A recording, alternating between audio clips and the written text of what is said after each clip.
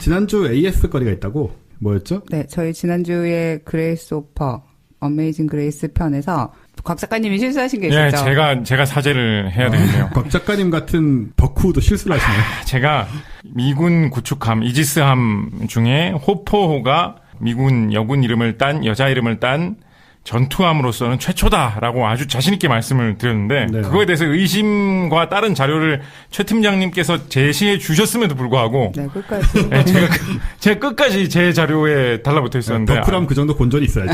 찾아봤는데 제가 잘못됐더라고요. 제 나름대로 그럴듯한, 미국 신문 보도를 보고 제가 옮긴 거였는데, 제가 잘못된 거였습니다. 네, 그래서 저는 버킷리스트를 하나 지웠죠. 제가 알고 작가님이 모르는 것을 하나 만든다, 이런.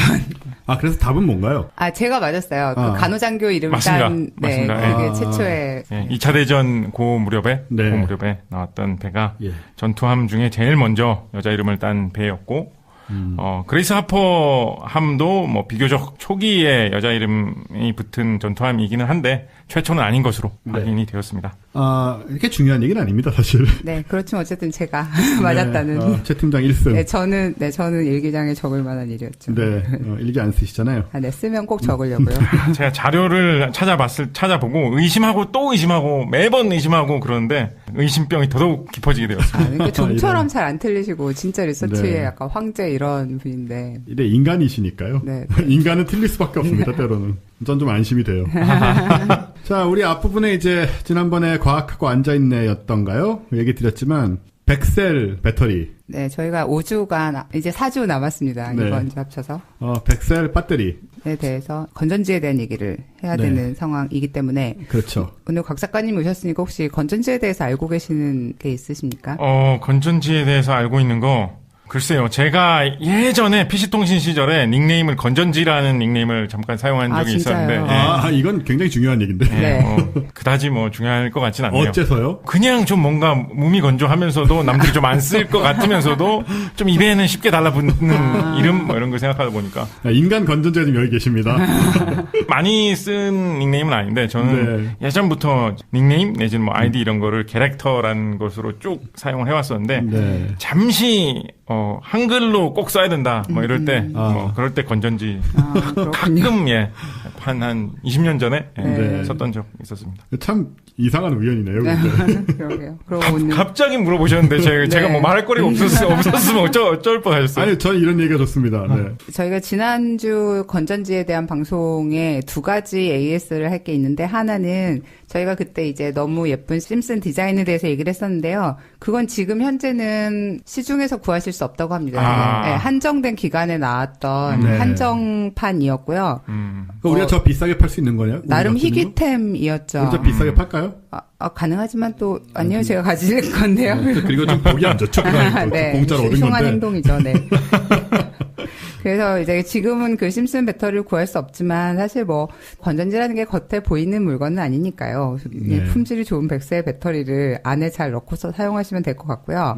그리고 지난번에 이제 뭐 배터리가 거기서 거기다라고 했던 것은 실제로 사실이 아니며 100셀 알카라인 건전지는 강하고 오래 가는 것은 기본이며 타사 대비 가성비가 우수한 것으로 알려져 있습니다. 그러니까 사실인데 그렇게 얘기하면 장난 같잖아요. 네, 진지하게 말씀해 주셔야 되는 거 아닌가요? 죄송합니다. 네, 강하고 오래 가는 것은 근데 이 톤을 어떻게 할 수가 없네요. 근데 제가 할까요? 네. 저한테 이 기술팀의 자료를 보내주셨는데 건전지에서 가장 큰 불만 포인트가 뭐냐면 그러니까 누액 현상이래요. 그렇죠. 누액 현상은 정말 흔히 일어나죠. 흔히 일어나나요? 저 한 번도 겪은 적 오래 없어요. 껴놓으면 이렇게 애기 새 가지고 이렇게 눌러붙어 버려요. 요새도요? 아직도 그래요.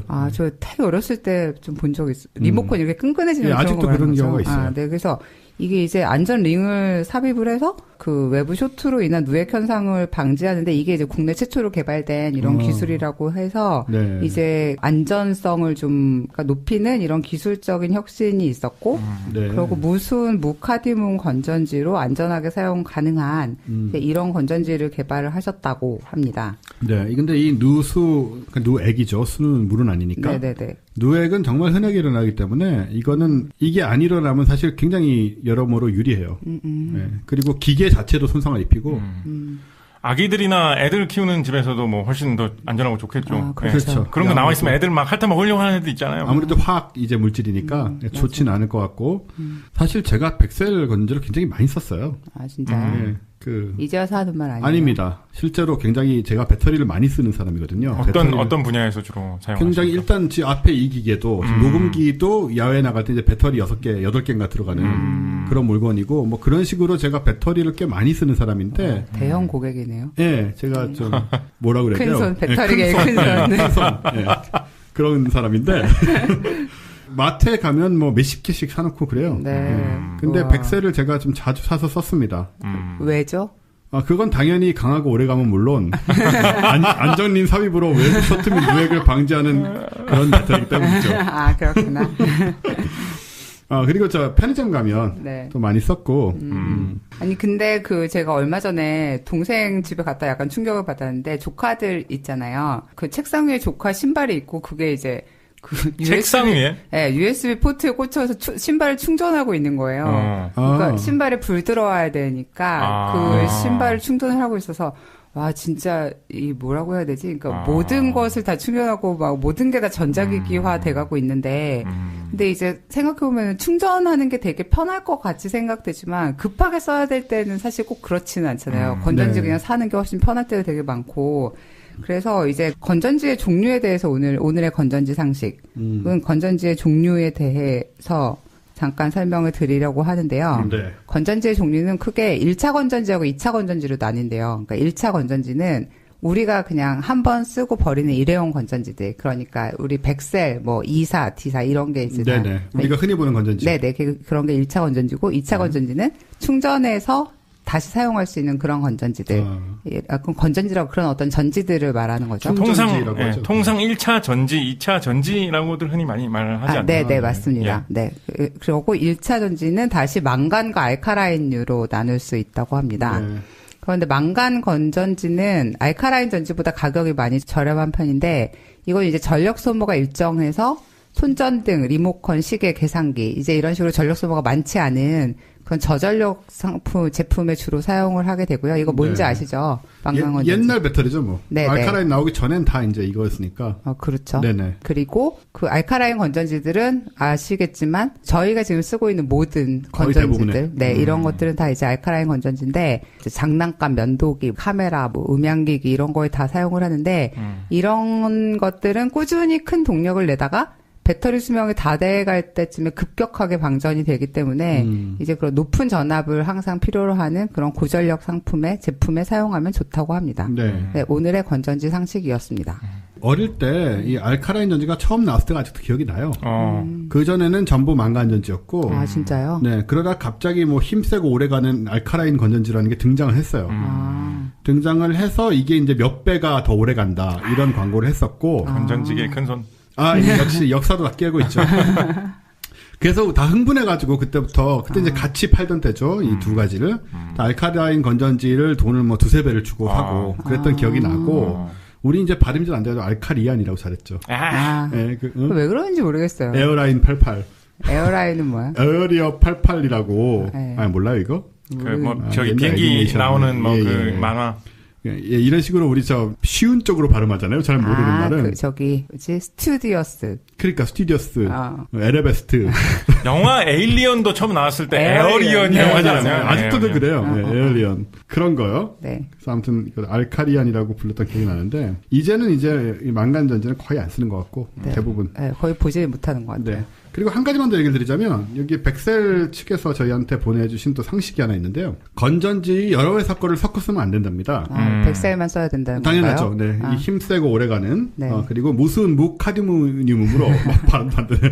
무수은 무카디움으로 안전하게 사용할 수 있는 이 백셀 건전지만을 껴서 사용해야 되는데 왜냐하면 제품별로 방전 시기와 방전 특성이 다릅니다.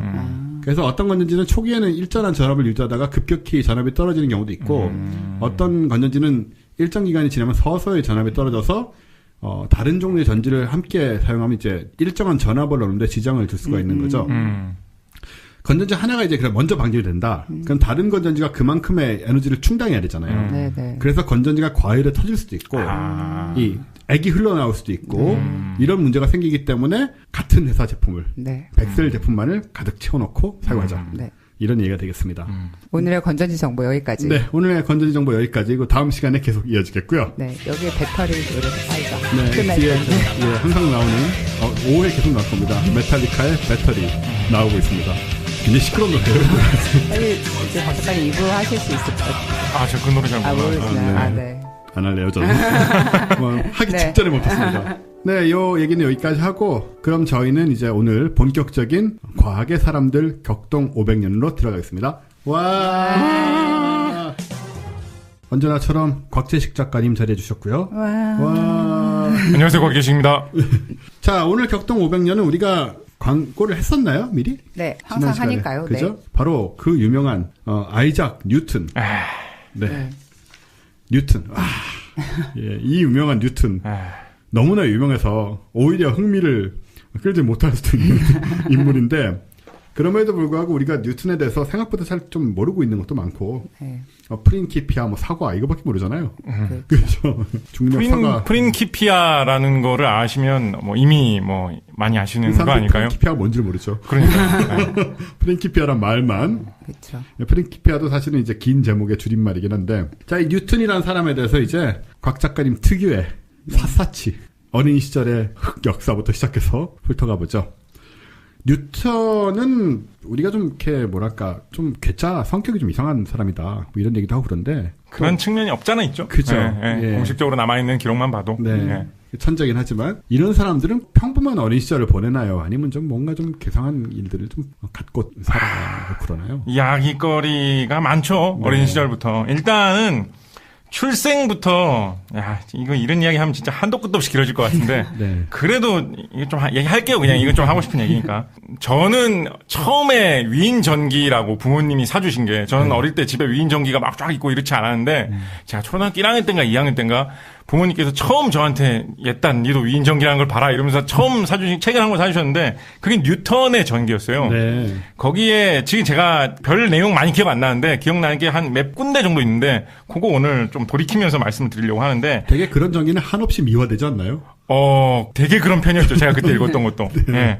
제가 지금도 기억나는 게 뉴턴이 태어났을 때 달을 다 못 채우고 태어나가지고 굉장히 작고 허약한 아기로 태어났다. 그거하고 태어난 날짜가 12월 25일 크리스마스였다라는 거. 맞죠. 그게 제가 딱 기억이 나는데 그런데 그게 이제 어린 시절에 위인전에서 보았던 그 소박하고 밝은 세계의 이야기고 좀 파헤쳐 보면 이게 아무것도 아닌 지금까지 아무 얘기도 안 한 것 같잖아요 뉴턴에 대해서. 그런데 거기에 사실 이야기거리가 좀 있는데 이 뉴턴하고 별 상관없는 이야기인데 그래도 나중에 가면 뉴턴하고 연결되는 부분도 있기 때문에 말씀을 드리면 뉴턴의 생일이 1642년 12월 25일로 많이 알려져 있는데. 이것은 율리우스력이라는 달력 시스템으로 했을 때 1642년 12월 25일이 되는 것이고 지금 우리가 사용하는 달력의 기반이 되는 그레고리력을 기준으로 했을 때는 1643년 1월 4일이 됩니다. 아하. 이게 왜 이런 차이가 생기냐면 지금은 거의 대부분의 우리가 소위 말하는 양력이라는 걸 채택한 나라들이 그레고리력에 기반을 해가지고 우리가 좀 발전을 시킨 그거를 공통적으로 채택하고 있기 때문에 그냥 양력 날짜를 말하면 세계 어디에 가나 그 날짜가 되는데 이때만 해도 그레고리력을 도입한 나라들이 유럽에서도 꽤 많이 있었지만은 또 몇몇 나라들은 그레고리력을 아직 도입을 안 했었어요. 그래서 과거에 여기서 율리우스력이라는 율리우스는 우리가 흔히 영어식으로는 시저라고 하는 율리우스 카이사르 그 로마의 첫 번째 황제라고나 할까? 첫 번째 황제가 등장이 바로 최고 권력자라고나 할까? 그 사람 시절에 제정됐던 달력 시스템이죠. 그 시스템을 계속 쓰던 때도 있어가지고 율리우스력이 영국에는 뉴턴이 태어날 당시에 그리고 뉴턴이 태어나서도 한참 동안 태어난 후에도 율리우스력을 쓰고 있었기 때문에 12월 25일이라는 날짜는 지금 우리가 양력으로 환산할 때 흔히 사용하는 날짜로 따지면 12월 25일이 아닐 거예요. 그래서 뉴턴의 날짜, 그러니까 나이를 헤아린다거나 무슨 뉴턴이 몇 년, 몇 월, 며칠에 뭘 했다라는 이런 기록을 볼 때 항상 되게 헷갈리게 고민을 해야 되는데 그게 율리우스력이냐 그레고리력이냐를 따져야 되거든요. 그게 자료를 찾는데 되게 골치 아픈 부분이고 그래서 제가 오늘 말씀드리는 중에 뉴턴이 몇 살 때 혹은 몇 년, 몇 월에라는 거는 좀 분명하게 말씀을 못 드리는 부분이 있는 것도 그게 너무 헷갈려가지고 특히 그렇군요. 뉴턴이 막 대륙에 있는 학자들하고 편지를 주고받을 때가 있어요. 그럼 이 사람이 쓰는 날짜하고 저 사람이 쓰는 날짜하고 막 다르고 막 되게 헷갈리거든요. 네. 그런 면이 있다. 그 말을 들으니까 진짜 옛날 사람이라는 게 실감이 확실히 나네요. 그렇죠. 우리가 약간 좀 더 말씀드리면 우리 갈릴레이가 사망하던 그 해에 바로 뉴턴이 태어났다. 막 이런 식으로 말 많이 하는데 네. 그것도 엄밀히 따지면 좀 아니에요. 갈릴레이가 사망한 해가 1642년이다라고 할 때는 갈릴레이 이탈리아 사람이죠. 이탈리아니까 뭐 당연히 교황의 영향력이 많이 미치던 곳이니까 그레고리력을 빨리 도입했겠죠. 그래서 그레고리력으로 1642년에 갈릴레이는 죽었고 뉴턴은 율리우스력으로 1642년에 태어났기 때문에 꽤 날짜 차이가 나요, 사실은. 네. 그렇게 한 해에 싹 아름답게 들어오지가 않습니다. 별것도 아닌 이야기 되게 장하게 말씀드렸는데, 근데 이게 저는 사실은 되게 현대 과학 이런 거를 따질 때 좀 중요한 측면이라고 하는 게, 이게 저한테는 이게 어떤 느낌을 주냐면, 우리가 날짜라고 하는 거, 달력이라고 하는 거, 그런 게 사실은 되게 사람들이, 그러니까 특히 과학을 하는 사람들이, 천문학을 하는 사람들이 좀 인위적으로 이렇게 서로 협의를 해가지고 과학의 결과로 만들어낸 거라는 거죠. 네. 하늘에서 뚝 떨어져서 주어져 있는 게 아니라 뉴턴도 사실 나중에 가면 뉴턴의 여러 가지 발견으로 그런 쪽에 공헌을 하게 되는데 그래서 되게 어떻게 보면 과학 기술의 발전의 변화를 되게 잘 나타내주는 게 이런 달력의 변화라 아닌가 이런 생각도 해봅니다. 그래서 저는 뭐 옛날 전설은 뭐 좀 신비로운 느낌이니까 그렇다 치고 요즘에 나오는 그런 무서운 이야기나 귀신 이야기 이런 것 중에 뭐 매년 뭐 그가 죽은 뭐 며칠만 되면 귀신이 나온다 뭐 이런 이야기 나오면 전 되게 어떨 때 이상한 느낌 받을 때가 있어요. 그 귀신은 그 날짜를 어떻게 도대체 아는 걸까? 사실 하루 이틀 지나가는 거를 365를 이렇게 세리고 있는 건가? 근데 뭐 윤년도 있고 뭐 그렇잖아요. 그 규칙을 다 귀신이 카운팅하고 있는 건지 아니면 귀신도 뭐 지상에 가끔씩 내려가고 달력을 확인을 하면서 자기가 무섭게 나타나야 될 날짜를 뭐 헤아리는 건지 뭐 그런 생각 들거든요. 그래서 뭐 그거는 그냥 해본 말씀이고 이런 아까 말씀하신 대로 되게 과학 기술 뭐 이런 과학에 대한 관념이 되게 변화하는 그런 격동기에 태어난 인물이라는 거를 단순히 태어난 날짜에 대한 이야기만으로도 할 수 있는 인물이 뉴턴이다라는 말씀드립니다. 대충 비슷한 시기에 태어났던 혹은 뭐 사망했던 우리나라 역사에 등장하는 인물을 따져보면 요즘 뭐 병자호란, 청나라가 조선에 쳐들어왔던 병자호란에 관한 뭐 책이나 영화 뭐 이런 것들이 나오고 있는데 그 병자호란에서 청나라 태종이죠. 청나라 쪽 임금이었던 그 흔히 이제 우리나라에서 홍타이지라고 부르는 그 청나라 쪽 임금이 사망한 해가 바로 이 뉴턴이 태어난 해. 그리고 좀 다르게 얘기하면 그때 우리나라에서 이제 병자호란 당시의 임금이었던 인조 임금이 계속 임금 자리에 있을 때고 그러니까 병자호란을 겪고 그때의 고통스러웠던 기억이 있었던 조선 사람들이 많이 살던 시기 그 정도 무렵에 뉴턴이 태어났다. 뭐 이렇게 생각해 보시면 대충 맞겠죠. 뉴턴이 태어난 곳은 영국의 링컨셔라는 지역에 있는 울스토르프라는 곳에서 태어났는데요.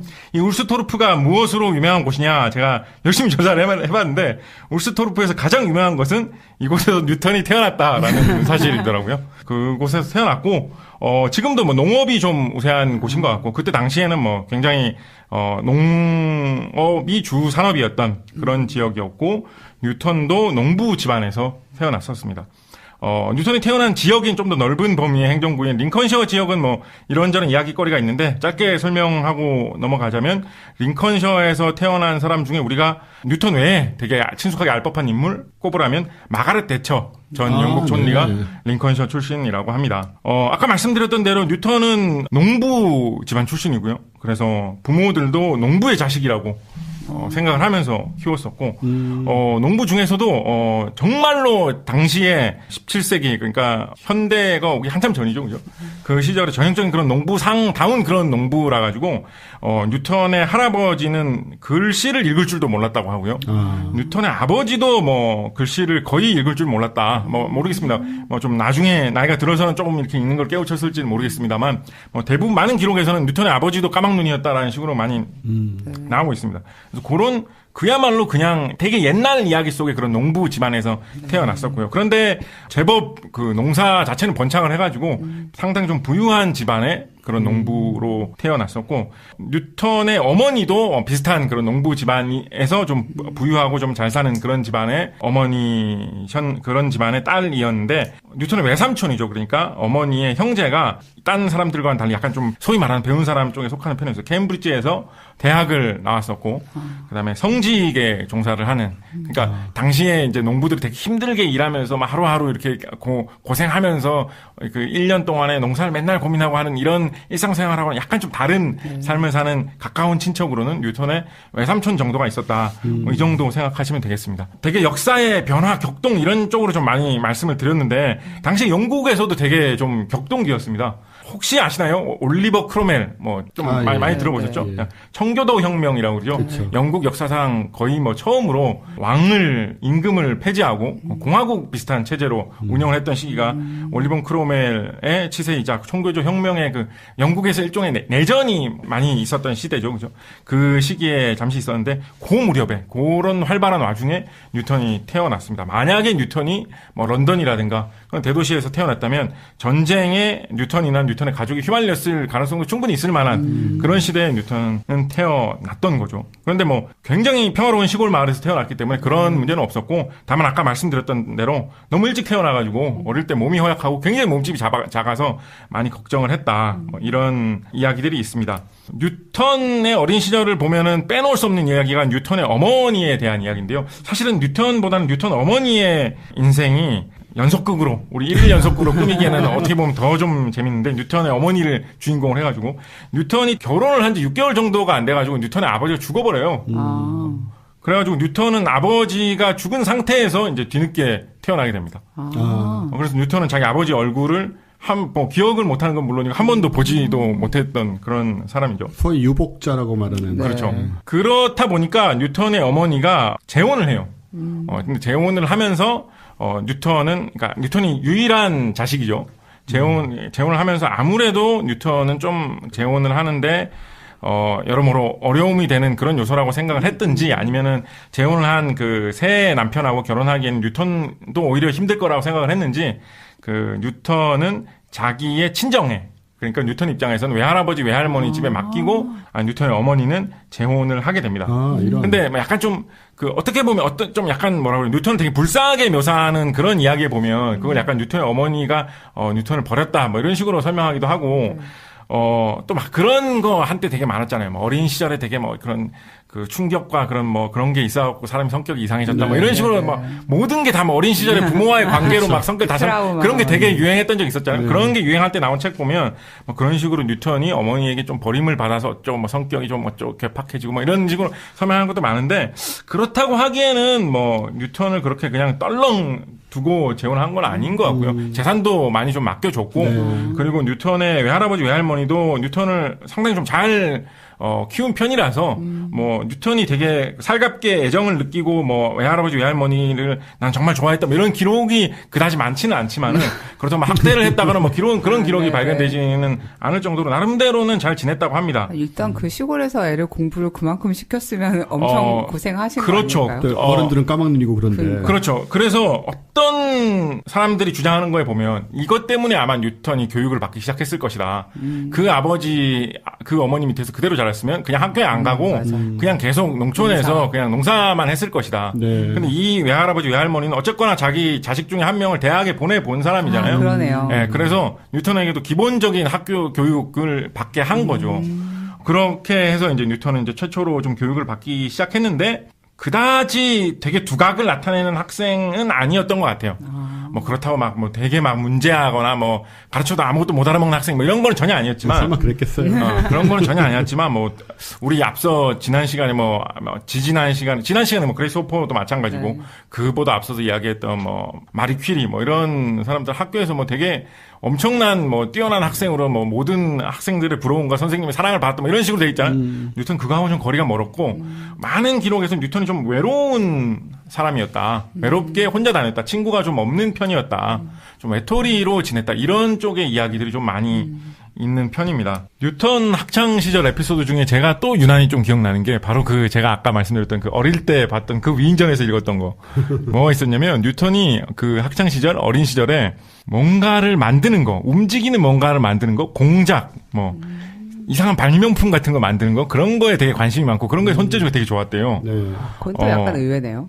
그래서 뭐 그럴 것 같지 않아요? 아 진짜요? 저는 약간 사색하는 어린이 좀 그런 느낌이어서. 그러니까 그게 이제 약간 뉴턴의 새로운 측면인데 제가 그거하고 엮어갖고 오늘 정말 재밌게 말씀드릴게요.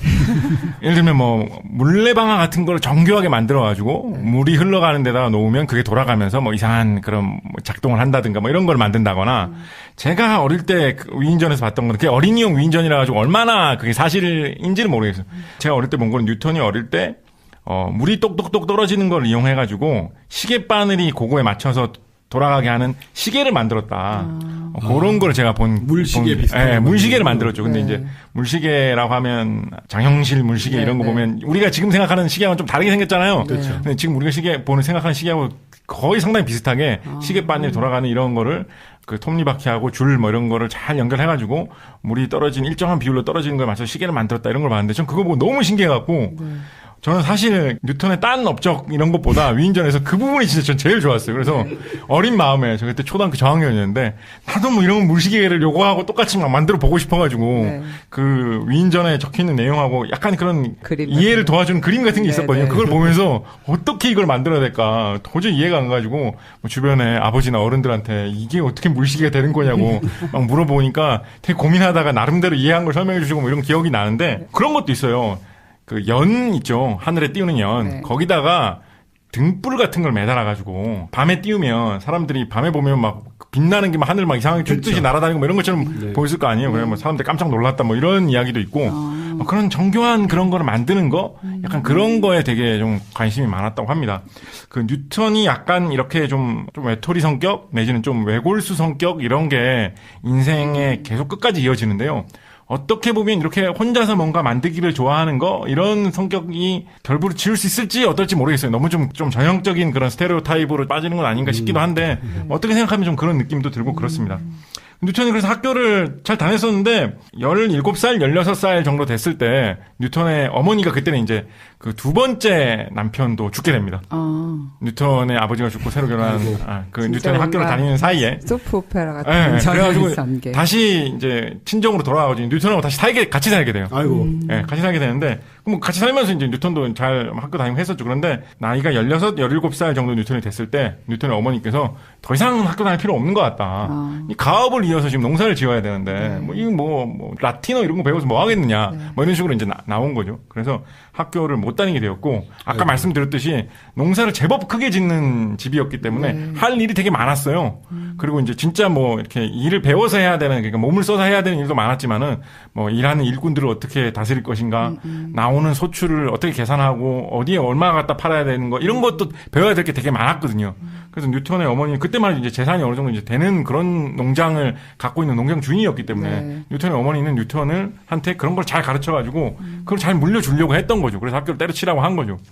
그런데 뉴턴은 16, 17살이니까 반항도 많이 할 시기잖아요. 그래서 그랬는지 그리고 천성에 뭐 우리가 뉴턴의 그 이후의 인생을 아는 우리 입장에서 보면 천성에도 아주 안 맞았던 것 같아요. 그러니까 뭐 소치는 거 뭐 이런 거 뭐 시킨 거예요 뉴턴한테. 그러니까 뉴턴이 그거 되게 싫어했다고 하고요. 뭐 어린이용 위인전 이런 데 나온 그런 일화 같은 거 보면 뉴턴이 일하기는 싫은데 책 보는 건 너무 좋아해가지고 뭐 양떼를 몰고 가고 양을 풀어놓고 책 보는 사이에 양들이 다 도망갔다. 뭐 이런 거. 그냥 뿐만 아니라 뭐 양들이 남의 울타리로 넘어가가지고 남의 작물을 다 망쳐서 뉴턴 어머니가 물어주고 뉴턴 혼냈다. 뭐 이런 일화가 남아요. 얼마나 그건 사실인지 모르겠어요. 그런데 많은 그런 자료들을 보면 적어도 뉴턴이 농장 일을 배우는 거, 농장 일 물려받는 거는 되게 싫어했던 것만은 사실이었던 것 같습니다. 그 상황에서 뉴턴의 외삼촌의 권유가 좀 영향이 있지 않았나, 뭐 이런 설도 여기저기 보이는데요.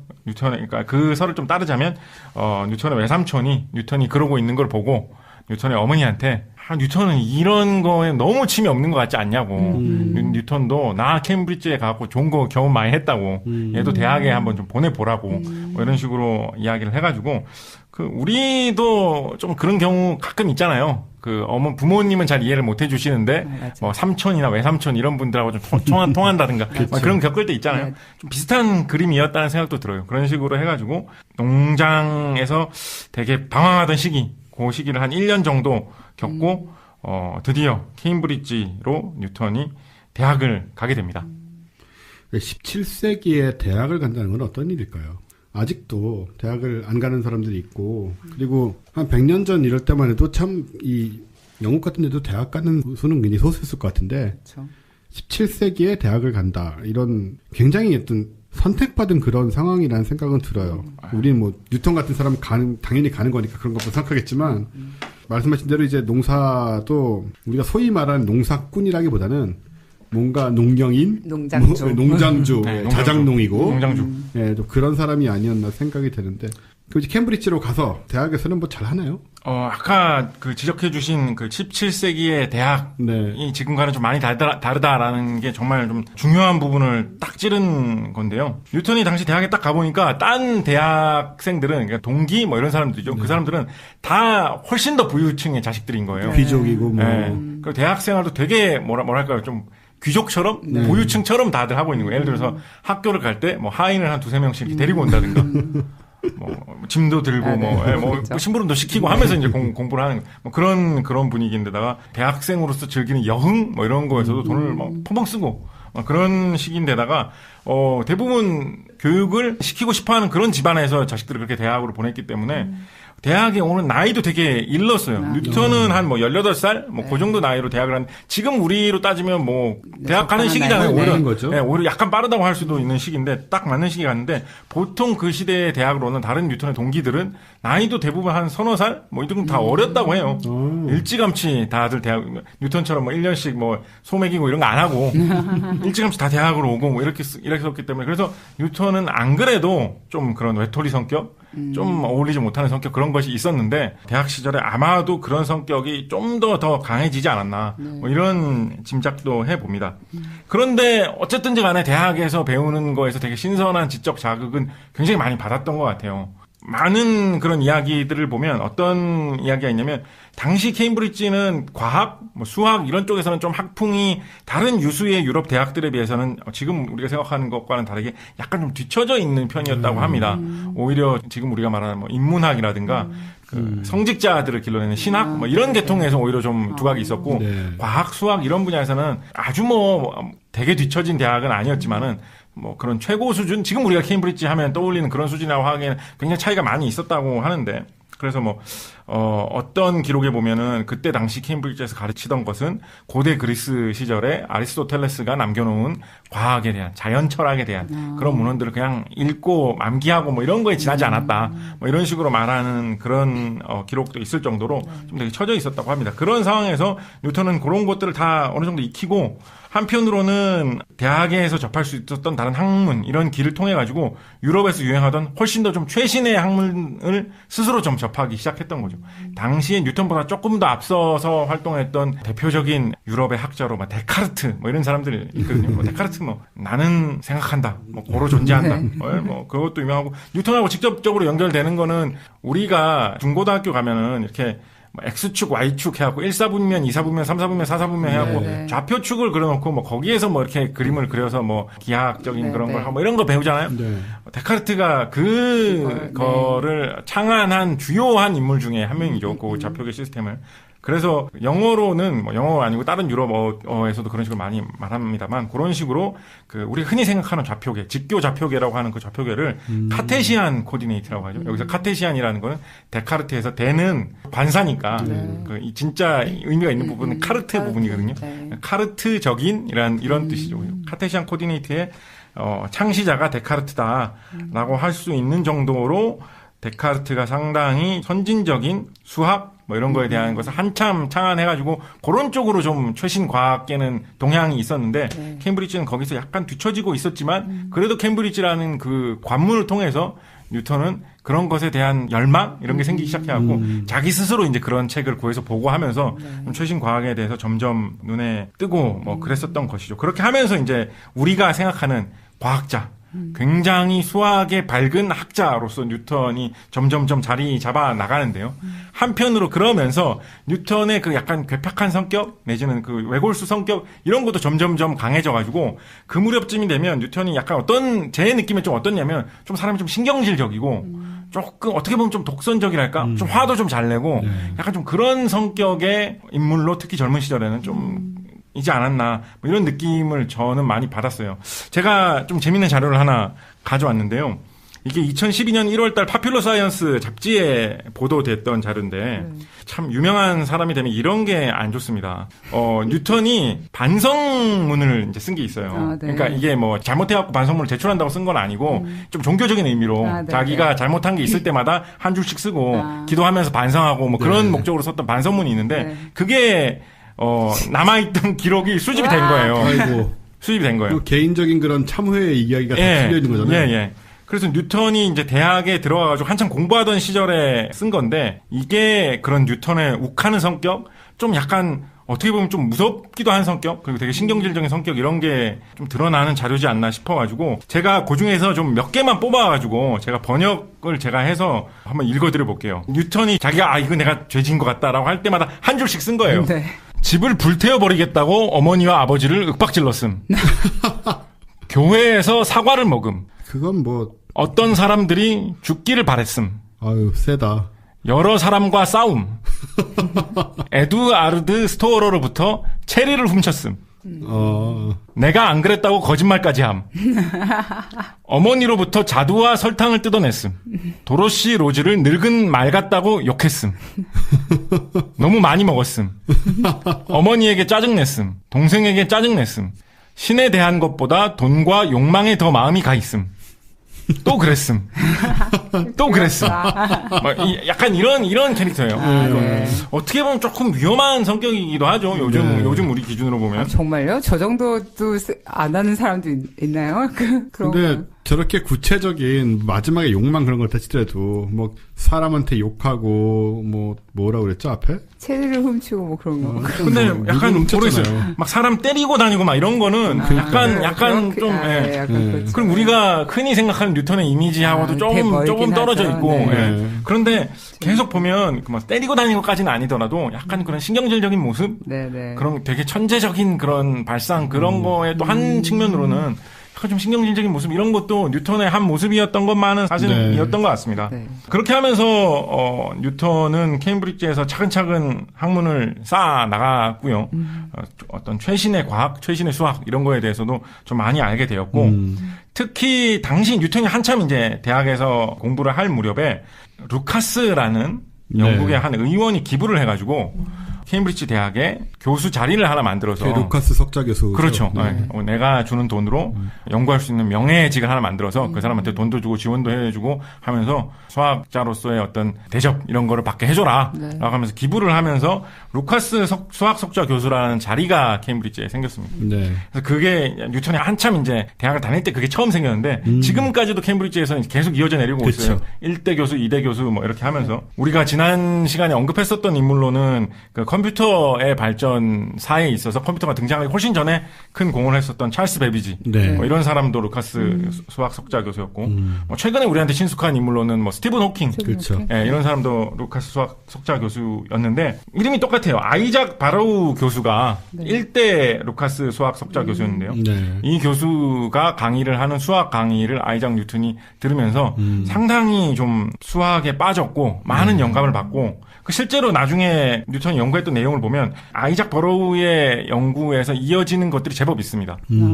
과장해서 말한다 그러면 아이작 버로우의 제자가 아이작 뉴턴이다. 라고 해도 약간 그렇게 하면 좀 과장이라고 하는 사람 많을 텐데 아주 이상한 얘기는 아닐 정도로 좀 연결되는 부분이 수업을 또 들었으니까 어쨌든 연결되는 부분이 있을 정도로 아이작 버로우가 당시에 좀 떠올렸던 새로운 아이디어 이런 것들을 도입한 부분들이 좀 있어서 뉴턴의 그 번득이는 천재적인 그 수학적인 재치 이런 것들이 피어나기 시작한 게 바로 이 대학 무렵이 아니었나 그런 생각이 듭니다. 그래서 어떻게 보면은 뉴턴은 이런 수학의 세계, 과학의 세계 이런 것과는 상당히 좀 동떨어진 세계에서 어린 시절을 한참 보냈다가 대학에 들어와가지고 갑자기 좀 급성장한 이런 쪽에 좀 가깝습니다. 그러게요. 예. 어릴 때부터 천재라고 불리던 그런 분위기는 아니군요, 좀. 특별히. 그렇죠. 예, 극명하게 좀 비교를 해보자면, 우리가 앨런 튜링 이야기를 했었잖아요. 같은 뭐 영국 사람인데. 앨런 튜링은 자기가 학창시절에 어렸을 때 10대 때, 당시 유행하던 아인슈타인의 책을 뭐 사가지고 보면서 막 자기가 스스로 연구하고 딴 사람을 위해서 해설도 막 쓰고 막 그랬잖아요. 네. 그런 걸 되게 하고 싶어 하고. 근데 뉴턴은 그런 게 있다는 것도 잘 모르는 듯한 그런 어린 시절을 사실 보낸 거예요. 집에 농사 뭐 이런 게 오히려 집에서는 더 중요시하게 여기는 분위기 잘 나왔던 거. 그런데 대학을 오면서 갑자기 그 수많은 지식을 접하게 되면서 좀 다른 세계로 확 이렇게 도약을 하게 됐던 거죠. 네. 뉴턴이 초기에 두각을 나타낸 분야를 여러 개를 뭐 꼽을 수 있겠습니다만, 저는 광학 계통, 그러니까 빛에 대한 학문, 네. 그런 그렇죠. 쪽에서 좀 두각을 나타냈던 얘기를 좀 하고 싶은데요. 그 중에서도 특히 그 뉴턴이 망원경을 개발했던 이야기에 대해서 좀 하고 싶습니다. 망원경 하면 우리가 흔히 이제 생각하는 모양은 우리 쌍안경 뭐 이렇게 돼 있는 모양이라든가, 아니면 우리 해적 선장들이 들고 그렇죠. 다니는 그런 이렇게 접었다 폈다 하는 긴 네. 망원경 이런 거 생각하잖아요. 근데 사실은 우리가 천문학이나 이런 데서 사용하는 대형 망원경은 그런 식으로 생기지 않았어요.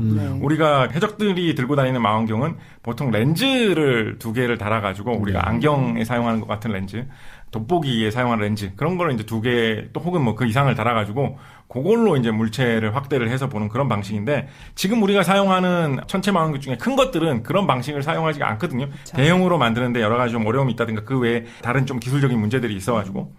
그럼 그 망원경들은 어떤 방식으로 되어 있느냐? 그런 망원경들은 거울을 이용하는 방식으로 되어 있습니다. 네. 우리 거울이 오목한 모양으로 되어 있으면 사람이 이렇게 다가갔을 때 커 보이잖아요. 네. 우리 거울 중에 모양에 따라서 사람이 이렇게 좀 홀쭉해 보이는 거울, 뚱뚱해 보이는 거울 이런 거 있잖아요. 어디 네. 유원지 같은 데 가면.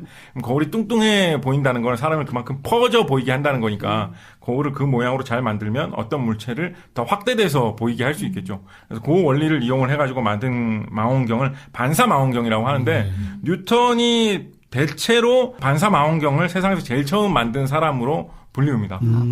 당연히 뭐 거울에 대해서 많이 알려져 있으니까 이렇게 하면은 망원경으로 활용할 수도 있겠지 이런 식으로 생각을 해낸 사람은 뉴턴 이전에도 있었죠. 그런데 실제로 망원경으로 쓸만한 것을 만들어서 정말로 별을 관측하는데 그 망원경을 활용한 거는 약간 뭐 좀 다른 특이한 사례를 찾아볼 수도 있겠지만은 대체적으로 인정받는 건 뉴턴이 최초였다. 뭐 이렇게 이야기를 하고 있습니다. 그러니까 저는 이게 되게 재밌는 측면이라고 생각해요. 뉴턴의 당시에 과학계에서 되게 관심이 많이 가 있었던 문제가 갈릴레오 갈릴레이 이후로 그보다 앞서서 코페르니쿠스가 촉발했던 그런 천문학적인 문제에 대해서 그 네로라 하는 학자들이 되게 관심이 많았거든요. 달은 왜 저렇게 움직이는 것일까? 행성들은 왜 저런 모양으로 움직이는 것일까? 해는 어떻게 저기에 떠 있고 지구는 뭐 어떻게 돼 있는 거 이런 거에 되게 관심이 많았거든요. 그런 천문학적인 당시 과학의 대단한 유행, 그리고 뉴턴의 광학, 빛에 대해서 꼼꼼하게 연구했던 것들, 그리고 어릴 때부터 뉴턴이 갖고 있었던 물건을 스스로 만들어내는 손재주, 이런 것들을 교묘하게 결합을 한 결과가 좀 뉴턴이 자기가 직접 반사 망원경을 개발한 그런 결실 아닐까 이런 생각 저는 해보거든요. 실제로 뉴턴이 반사 망원경을 만들고 들고 가가지고 딴 그런 학회의 학자들한테 막 보여주기도 했어요. 이게 내가 새로 만든 망원경이다, 더 좋다, 뭐 이런 식으로 하면서. 그래서 그런 광학 분야, 빛에 관련된 분야, 반사망원경 이런 부분에서 뉴턴이 상당히 두각을 많이 드러내면서 뛰어난 학자로 서서히 좀 명성을 알리기 시작했고, 한편으로는 당시 그렇게 하면서 이제 어떻게 보면 모르겠습니다. 뉴턴에 대해서 나쁘게 이야기하는 그런 책에서는 점점 이제 뉴턴의 성격이 나오기 시작했다, 뭐 이런 식으로 말하기 시작하는데, 다른 학자들하고 대립도 좀 하기 시작해요. 대표적으로 많이 언급되는 학자가 로버트 후크라는 학자가 있습니다. 그 우리 요즘도 학교에서 가르치는지 모르겠어요. 중고등학교 시간에 보면 후크의 법칙이라고 그래가지고 뭐 용수철을 뭐 많이 잡아당기면 뭐 힘이 뭐 많이 작용하고 적게 잡아당기면 적게 작용하고 뭐 이런 법칙을 배우는데 그 후크의 후크인데, 사실 로버트 후크는 이 사람의 일생을 돌아보면 용수철에 대해서 연구한 게 뭐 이 사람의 일생일대의 업적 뭐 이런 사람 아니고 굉장히 여러 분야에서 연구를 했던 사람이고 뉴턴하고 거의 동시대의 인물입니다. 뉴턴보다 나이가 한 5-6살 정도 많았던 인물이니까 살짝 더 앞세대의 인물이긴 한데, 뉴턴하고 거의 동시대에 있었던 인물이고, 뉴턴이 관심을 갖고 있었던 주제에 같이 당연히 같은 시대에 같이 영국에서 열심히 하던 학자였으니까 같은 분야에 관심을 많이 갖고 있었던 학자였습니다. 그런데 뭐 예를 들면 로버트 후크가 광학, 빛에 대한 학문에서 제시한 내용이 뭐 뉴턴하고 충돌을 한다든가, 혹은 나중에 가서는 그 뉴턴의 일생일대의 업적이라고 할 수 있는 중력, 뉴턴의 역학에 대한 부분에 대해서도 이 사람과 의견 충돌이 생겨가지고 막 많이 싸우고 했다 뭐 이런 이야기들이 있는데 뉴턴은 너무나도 유명하고 로버트 후크는 진짜 별로 안 유명하기 때문에 뉴턴에 비하면 요즘에 나오는 책들은 우리가 뉴턴 때문에 로버트 후크를 너무 잊고 있었다 이런 측면을 좀 부각시키기 위해서 뉴턴이 되게 나쁜 사람으로 많이 나오고 로버트 후크가 좀 되게 피해받은 사람으로 많이 묘사되는 경향은 좀 있습니다. 네. 그런 부분을 감안을 해도 그 두 사람의 대립이 좀 격한 부분이 있었던 거는 사실이라고 생각합니다. 특히 요즘에 기록으로 남아있는 걸로는 좀 어떤 게 있냐면 이 사람이 너무 많이 싸우니까 학회 차원에서 그러니까 막 약간 멜로드라마틱하게 된 거예요. 막 가십거리가 되고 막 이럴 지경으로 발전하는데 갈랑말랑하고 있었던 거래요. 학회 차원에서 이러다가는 우리 학자들이 다 웃음거리가 되겠다. 둘이 좀 화해해라 이런 식으로 해가지고 그 정도로 대놓고 싸운 사이였군요. 뭐 치고받고 싸운 것 같진 않지만 특히 로버트 후크 쪽을 좀 지지하는 그런 기록을 보면 아무래도 로버트 후크는 뉴턴이 상대방 입장이었으니까 좀 나쁘게 서술했겠죠. 그걸 좀 감안하고 들어주세요. 뉴턴이 되게 오만하고 내가 진짜 다 알고 다른 사람들이 뭐 깝죽거리면서 좀 안다고 하는 건 다 헛소리에 불과하고 그런 식의 인간이었다라고 좀 이야기를 하고 있거든요. 그 실제로 당시에 좀 그런 보통 우리가 얘기할 때 뉴턴으로부터 본격적으로 과학이 시작된다라고 얘기해도 큰 과장이 아니지 않습니까? 네. 그러다 보니까 과학이라는 게 지금처럼 좀 정립이 안 됐을 시기거든요. 뉴턴이 한창 성장하고 있을 시기만 해도. 그러니까 좀 어중이 떠중이 같은 사람들도 이게 과학이지라든가 내가 천문학 좀 해봤는데 말이야. 이게 바로 행성이 운동하는 원리야. 이러면서 헛소리하는 사람이 되게 많았던 거예요. 대학계에도. 그래서 그런 사람이 야 뉴턴 너가 뭘 알아 내가 공부해보니까 사실은 이런 거야 라고 말하는 사람들이 있었는데 뉴턴이 야 그럼 니네하고 진짜 한번 얘기해보자 해보면 진짜로 뉴턴 말이 다 맞고 그 사람은 헛소리꾼이고 이런 실제 사례도 제법 있었던 거예요 사실은. 근데 뭐 그런 면이 있어서 사람이 더 성격이 그렇게 꼬였는지 어떠는지 그렇죠. 뉴턴이 되게 좀 오만하고 그런 면이 있었다는 거예요. 그래서 후크는 좀 어떤 점이 좀 이상하다? 뉴턴이 싫다라고 생각했냐면, 자기가 보기에는 자기가 발표한 연구 업적이라든가, 자기가 발표한 연구를 뉴턴이 참고한다든가, 그거를 보고 뉴턴이 개선을 한다든가, 계승을 한다든가, 이런 부분이 굉장히 좀 있어 보였는데, 뉴턴이 그걸 되게 무시한 거예요. 뭐, 이런저런 얘기도 있었는데, 뭐, 그런 이상한 소리도 있고, 뭐, 이게 진짜다라는 식으로 얘기를 했던, 그러니까 좀 과장해서 말하자면, 그런 식으로 말을 많이 했던 거. 그러니까, 후크는 되게 기분 나빠 보이는 거죠. 자기가 말했던 났겠어요, 진짜. 그러니까 자기가 원했던 거는 제 선배 학자인 후크님께서 이런 식으로 좋은 이론을 만들어 놓으셨는데 그거를 조금 더 개선을 해서 제가 이렇게 만들어 봤더니 정말 더 좋게 됐습니다. 이렇게 하는 게 당시 학자들로서 예의라고 후크는 좀 생각을 했는데 자기가 보기에 뉴턴은 분명히 자기의 그런 이론을 많이 영향도 받고 이론에 계승도 많이 한 것 같은데 그런 취급을 전혀 안 해준 것 같은 거예요, 뉴턴이. 그래가지고 로버트 후크는 그것 때문에 뉴턴 너무 싫어해가지고 좀 싸우고 뉴턴은 뉴턴 나름대로 내가 진짜 멋있는 거 만들어가지고 사람들한테 이렇게 딱 보여주고 있는데 뭐 그러니까 이게 모르겠습니다. 이게 얼마나 실제로 뉴턴의 마음속 영향을 끼쳤을지. 로버트 후크는 사람이 외모도 좀 볼품없는 인상이었어요. 얼굴도 좀 그렇고 뭐 일하다가 그랬는지 허리도 좀 굽고 이런 인상이었다고 그래요. 그래서 뭐 그런 것 때문에 뉴턴이 편견이 생겼는지 어땠는지 좀 취급을 안 해준 거예요. 그래서 두 사람의 갈등이 좀 격화되고 그런 식으로 뉴턴하고 싸운 인물들이 많이 있습니다. 근데 지금 그 이분을 지금 대표로 좀 설명을 좀 드리는데 그러다 보니까 학회 차원에서 좀 화해를 시킨 거죠. 그래서 후크가 뉴턴한테 편지를 써가지고 좀 좋은 말로 얘기를 한 거예요. 내가 보기에 당신은 진짜 천재인 것 같다. 당신만한 학자가 진짜 없고 대단하다. 그리고 이제 이렇게 쓴 거죠. 내가 개발했던 그 멋진 이론들이 당신의 그런 천재성이 덧붙여지면서 정말로 빛이 나게 된 것 같다. 앞으로 내 이론을 더 발전시켜가지고 정말로 환상적인 걸 만들 사람은 당신뿐이다. 이런 식으로 뉴턴을 좀 칭송해주는 듯이 하면서도 자기의 어떤 그런 공헌도 자존심을 내세우는 그런 식으로 편지를 썼어요. 제가 보기엔 이만하면 뭐 애지간히 한 것 같아요. 그런데 뉴턴이 거기에 대해서 답장을 뭐라고 했냐면 이런 얘기 약간 무서운데. 아니에요. 그렇게 나쁘게 얘기하지 않았어요. 거기에서 뉴턴이 무슨 얘기를 했냐면, 그 전체 전문을 보면 약간 뉘앙스는 달라집니다만, 이렇게 뉴턴이 얘기를 했어요. 핵심적인 부분만 뽑아서 얘기를 해드릴게요. 제가 뭐 한 게 있겠습니까?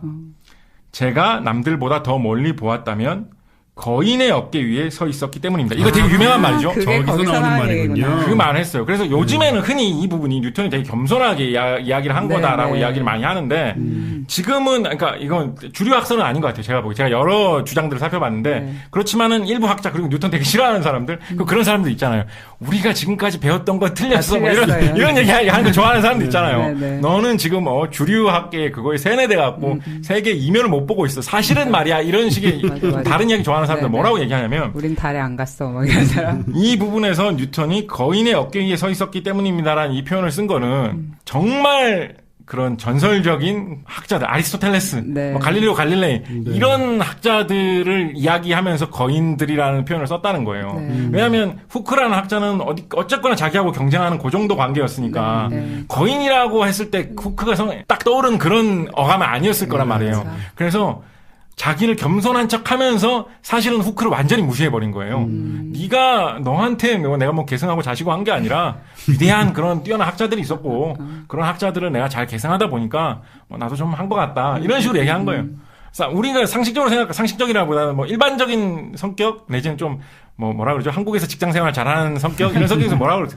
아유 후크 선생님 왜 그러십니까? 제가 한 게 뭐 있다고. 후크 선생님께서 다 잘하신 거고 전 그거에 그냥 제가 좀 나이가 어리고 해갖고 좀 새로운 생각할 수 있다 보니까 조금 더 한 겁니다. 뭐 이런 식으로 그렇죠. 하면 서로 아 왜 그래 자네가 진짜 천재야 그렇게 하면서 진짜 화해하는 그림이 나왔을 거 아니에요? 화기애애하게 되는 거죠. 근데 그런 식으로 말 안 하는 거예요. 그런 식으로 말 안 하는 거고 제가 더 멀리 보았다면 거인의 어깨 위에 서 있어. 더군다나 후크는 키도 되게 작은 사람이었어요. 아, 그렇구나. 그래서 요즘의 이야기 중에는 이게 그런 그 뉴턴의 좀 오만함? 뉴턴의 그런 좀 후크하고 끝까지 대립하려는 성격 이런 걸 나타내려고 하는 그런 뜻으로 한 말이다라는 이런 설도 있습니다. 이런 설도. 네, 아직 주류설까지는 아닌 것 같아요. 그렇지만은 그 유명한 말이 이 말도 뭐 뉴턴이 만든 말은 아니라고들 하죠. 원래부터 좀 이렇게 떠돌던 속담 같은 거였는데 뉴턴이 워낙 멋있게 인용하면서 많이 퍼진 말이라고 하는데 뭐 이런 뜻으로 쓰인 적도 있다. 뭐 이렇게 생각도 듭니다. 그리고 한편으로는 좀 어떤 생각도 드냐면 당시에 뉴턴이 이런 망원경 앞서서 뉴턴이 뭐 어릴 때 물시계 만들기 뭐 이런 얘기도 잠깐 말씀드렸는데 그런 되게 뉴턴 하면 되게 순수한 과학자라고 우리가 생각을 하잖아요. 정말 이론 물리학자. 그때 당시에 뭐 물리학자란 말도 없었을 때입니다만. 그런데 이건 뭐 좀 제 생각이 많이 들어간 대목이긴 합니다만 그런 생각도 들어요. 당시 17세기 영국 혹은 또 유럽이 좀 어떤 시기였냐면 한참 전 세계의 배를 띄워가지고 막 식민지 개척하고 대륙과 대륙 사이에 막 무역을 하고 그렇게 무역을 하면 그게 막 다 엄청난 돈이 되고 막 그래가지고 사람들이 다 항해 뭐 해외 개척 막 이런데 다 막 환상에 빠져있던 그런 시대거든요. 그래서 아마 그런 시대 분위기가 있다 보니까 뉴턴도 망원경이라든가 그리고 항해를 한다거나 새로운 낯선 땅에 가가지고 그 땅의 어떤 질이라든가 위치라든가 이런 걸 파악하기 위해서는 하늘의 별을 보고 측량을 하는 거 이게 되게 중요하거든요. 그래서 당시에 천문학이 되게 유행하고 사람들 관심을 많이 받았던 거 망원경, 광학에 대한 관심이 많이 있었던 거 이런 것은 그런 순수하고 아주 그야말로 이론적이고 과학 그 자체에 대한 관심이 높아졌다 이런 경향성 물론 있겠습니다만 한편으로는 이거 좀 제 생각입니다. 한편으로는 그 당시에 그런 항해가 유행했던 그런 산업적인 환경 이런 것 때문에 사람들이 망원경에 관심을 가지고 별을 보는 거에 좀 더 관심을 가지고 정밀한 측량에 좀 더 사람들이 신경을 쓰고 했던 그런 사회적 분위기도 상당히 관심을 많이 갖지 않았을까 생각을 합니다. 네. 이제 이때가 소위 말하는 뭐 대항해 시대 뭐 이런 걸 멀지 않죠. 그렇죠. 네. 그런 이제 기점이 되는 그런 때라 아마 실용적인 면이 많았을 것이다 생각보다. 그렇죠. 뭐 직접적으로 실용적인 것까지는 아니라고 하더라도 그런 사회적 분위기가 아니었으면 왜 하고 많은 그런 학문의 분야 중에 그 캠브리지에 있던 학자들 사이에 뭐 빛이 렌즈를 어떻게 지나가느냐 이런 거에 왜 사람들이 그렇게 관심이 그렇죠. 있었을까? 왜 별의 위치를 굉장히 작은 정밀도로 측정하고 예측하는 거 이런 거에 사람들이 왜 그렇게 관심을 많이 가졌을까? 아마 간접적인 영향은 제법 있지 않았을까 생각해 봅니다. 근데 이때 이제 유럽의 전염병이 창궐하고 뭐 그런 시대 아닌가요? 맞습니다. 맞습니다. 일단 많이 알려진 이야기를 그대로 한번 따라가면서 설명을 드리면 그래서 뉴턴이 대학 생활을 한참 하고 이제 좀 과학이 뭔지 알 것 같다. 과학을 나는 하는 사람으로 살게 될 것 같다라는 생각을 했을 정도 무렵에 아직 20대 때죠. 20대 그 무렵에 그 런던하고 영국의 대도시들에서 흑사병이 패스트가 대유행을 합니다. 그래가지고 사람들이 많이 모인 곳에서는 전염병에 걸려서 사람들이 막 많은 숫자로 막 죽어가고 막 이런 시기가 됐어요. 아, 그게 이때군요. 그 유명한 그 흑사병 시기가. 흑사병과 패스트가 중세부터 혹은 그 전부터 유럽에서 여러 차례 대유행을 많이 하는데요. 뭐 1차 유행, 2차 유행, 3차 유행, 4차 유행 헤아려야 될 만큼 되게 유행을 많이 하는데 요 시기도 그때 중에 한 시기였던 거죠. 네, 생각보다 한 번 있었던 게 아니고 여러 번 있었고 그리고 흑사병과 패스트가 꼭 동의어도 아니에요. 사실. 그냥 미묘한 부분이 있습니다. 이게. 예. 당시에 전염병 유행을 하면 그 전염병이 사람을 통해서 퍼지고 하니까 뭐 그걸 피하려고 그랬는지 혹은 뭐 그냥 단순한 도피 심리였는지 뭐 잘 모르겠습니다만 그렇게 전염병이 퍼지면 시골로 이렇게 좀 피난 가듯이 흩어지는 좀 그런 당시에 문화가 있었다고 합니다. 전염병이 가라앉을 때까지 조용한 시골에 가가지고 혼자 있다가 다시 돌아오자. 뭐 아무래도 모르겠습니다. 현대의학의 관점에서 전염병 보면 이게 과연 잘하는 짓인지 잘못하는 짓인지 모르겠어요. 그렇게 하면 병에 걸린 사람이 전국 각지로 퍼질 위험이 있잖아요. 그렇죠. 근데 뭐 반면에 자기 입장에서 보면 아무래도 사람들이 많이 바글바글 모여 있는 곳은 전염될 확률이 더 높으니까 누구나 자기가 걸려 있다고 생각하진 않으니까 한적한 곳에서 피신하는 게 더 도움이 될지 어떨지는 모르겠습니다만 그 당시에는 그렇게 전염병이 유행하면 시골로 이렇게 좀 피난 가는 문화가 있었다고 합니다. 그래서 뉴턴은 자신의 고향인 링컨셔로 이제 돌아가게 됩니다. 전염병이 좀 기승을 부렸다가 약간 움츠려 들었다가 뭐 이렇게 하기 때문에 뉴턴이 이제 링컨셔하고 대학을 이제 왔다 갔다 하면서 좀 지내게 되는데요. 그래서 본격적인 그 대학에서 해야 되는 뭐 그런 코스를 따라가기보다는 좀 이제 자유 시간이 많이 생기게 된 거죠. 쉬는 시간이 생기게 된 거죠. 그리고 앞서서 말씀드렸습니다만 뉴턴이 뭐 생계를 걱정하고 이런 집안 사람은 아니었거든요. 그러니까 더 자유 시간이 많이 생기게 됐던 거죠. 그렇게 말씀드렸습니다만 사실은 뉴턴의 어머니는 그런 대학 생활 이런 거에 대해서 이해를 좀 못했든지 아니면 탐탁찮게 생각을 해서 그랬는지 뉴턴한테 그 학비를 되게 조금밖에 안 보내줬다고 해요. 뉴턴이 대학 시절엔 좀 가난하게 지내서 어떤 데 보면 그것 때문에 뭐 어머니께 더 원한을 품었다 뭐 이런 이야기도 좀 있는데 뭐 하여튼 뭐 그렇습니다만 간만에 좀 여유로운 생활을 하게 된 거예요, 뉴턴이. 그래서 그 여유로운 생활의 와중에 좀 여러 가지 자유로운 사색을 하게 되고 그래서 그동안 굉장히 놀라운 여러 가지 아이디어를 많이 떠올리고 우리가 뉴턴의 최대의 업적이라고 꼽는 뉴턴 역학, 중력, 미적분학 이런 거에 대한 아이디어를 뭐 중력 같은 경우에는 이 시기에 뭐 완성을 했다. 미적분학에 대해서는 기본 아이디어를 이때 거의 많이 떠올렸다. 뭐 이런 식으로들 얘기를 합니다. 역시 창조적인 뭘 하려면 휴식을 해야 돼요. 맞아요. 그런 것 같아요. 이게 이제 전형적으로 잘 알려져 있는 이야기고요. 요즘에 와서는 여기에 대해서 좀 반대 의견도 좀 많이 있어요. 왜냐하면 예를 들어서 뉴턴의 가장 큰 업적이라고 할 수 있는 역학 분야에 대한 이야기들, 이런 이야기들은 앞서서 언급되었던 프린키피아라는 책에 이제 실려 있게 되고, 그 프린키피아보다 조금 더 앞서서 출판했던 논문에 이제 좀 실려 있게 되는데, 그 논문을 이 시기에 그렇게 사색한 다음에 발표한 게 아니에요. 이 전염병이 유행했던 시기는 1665년, 한 1667년 이때쯤이거든요. 뉴턴이 20대였던 시기인데, 논문을 발표를 하고, 뭐, 프린키피아를 출간하고 하는 거는, 그때로부터 20년 이상이 지난 1687년 무렵입니다. 아, 진짜요? 예. 40대 초반인가 내놓죠. 그렇죠. 그래서 어떤 학자들은 물론 뉴턴이 생으로 거짓말을 하지는 않았겠지만 그때 정말로 그렇게 다 이론을 떠올린 건 아닐 수도 있다라고 의문을 제기하는 그런 연구자들도 요즘에는 제법 있습니다. 그럴 수 있을 것 같아요. 아주 극히 일부의 아이디어만 그냥 잠깐 조금 가졌던 걸 가지고 그런 식으로 얘기할 수도 있는 거고. 약간 좀 미적분학 가지고 라이프니츠인가하고 싸울 때도 그렇고 되게 자기가 막 뭘 일찍 생각했다고 말하고 좀 그런 좀 과시적인 타입인 면 조금 있는 것 같잖아요. 그렇죠. 애매할 수밖에 없는 게 뉴턴이 그런 연구를 하는 스타일이라든가 연구를 하는 성격이 자기가 연구를 해가지고 떠올리고 만들어 놓은 거를 남들 앞에서 중간 상태로 잘 발표를 안 하는 성격이 요 무렵 한 1660년대 후반 무렵 20대 후반 무렵이 정도가 되면 생깁니다. 어떤 성격 때문에 뭐 때문에 그랬는지는 좀 의견이 분분한데 의심 때문에 그랬다는 사람도 많이 있어요. 예를 들어서 어떤 연구를 하고 있는데 그 연구를 좀 더 발전시키면 진짜 어마어마한 완전 걸작 연구가 될 수도 있을지도 모르잖아요. 예를 들어서 지금 우리는 뉴턴의 뭐 중력 이런 게 엄청난 발견이라고 생각을 하지만 더 연구해갖고 더 어마어마한 게 나올지도 모르는 노릇이잖아요. 모든 힘을 막 다 통합해버려 이때 막. 정말로. 근데 정말로 사실 뉴턴이 그런 비슷한 식으로도 생각을 좀 했었거든요. 그래서 그런 것을 두려워했다는 설도 있어요. 예를 들어서 내가 지금 이 정도로 해가지고 발표를 해냈는데 사실은 조금만 더 해내면 더 멋있게 할 수 있는 게 아닐까? 지금 이 상태로 발표해갖고 나는 아무것도 아닌 학자로 잊혀지고 딴 학자가 그거를 좀 더 발전시킨 내 아이디어를 얻어가가지고 발전시켜갖고 띄운 학자가 정말로 유명해지는 게 아닐까? 이런 생각을 한 거예요. 그런 생각을 진짜인지 모르겠습니다만 그런 생각을 하는 것도 그렇게 이상하지는 않았을 만한 게 뉴턴이 어느 정도 지금 자리를 잡아가던 시기긴 했지만 아직은 20대의 학자였단 말이에요. 그러니까 만약에 그때에 정말로 전설적인 명성을 갖고 있는 대학자 같은 사람이 뉴턴의 그런 아이디어를 딱 보고 뭔가 영감을 받아가지고 그 이론을 완성을 해갖고 되게 좋은 책을 써가지고 딱 출판하면서 전 유럽 사람들한테 쫙 다 알리고 그러면 아이디어 처음 제공한 사람은 뉴턴이지만 아무도 뉴턴에 대해서 뉴턴 뭐 그런 아이디어 좀 제공했었지 하고 그 사람의 이론이라고 다 부를 거란 말이에요. 그럴 만한 환경이었거든요. 그래서 그런 거를 두려워하지 않았나라는 설도 있어요.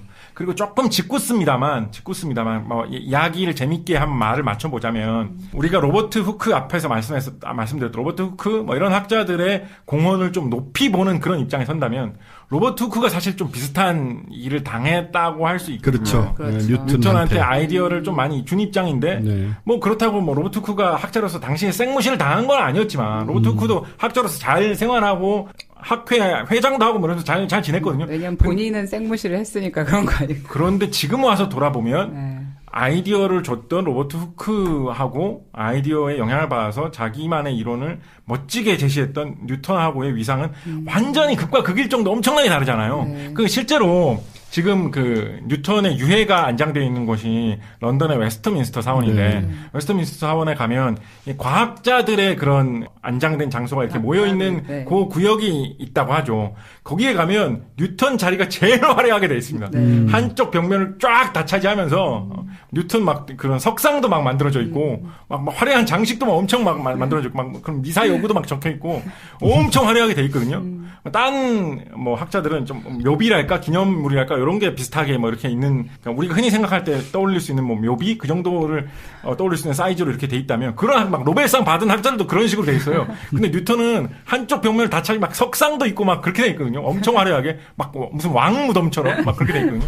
그런데 그 로버트 후크도 웨스트민스터 사원에 유해가 있어요. 네. 근데 로버트 후크는 이름이 어디 있냐면 타일처럼 이렇게 붙어 있는 것 중에 타일 하나에 로버트 후크 이렇게 적혀 있어요. 그 끝이에요, 그냥. 정말로 지금 보는 입장에서 차이가 나게 된 거거든요.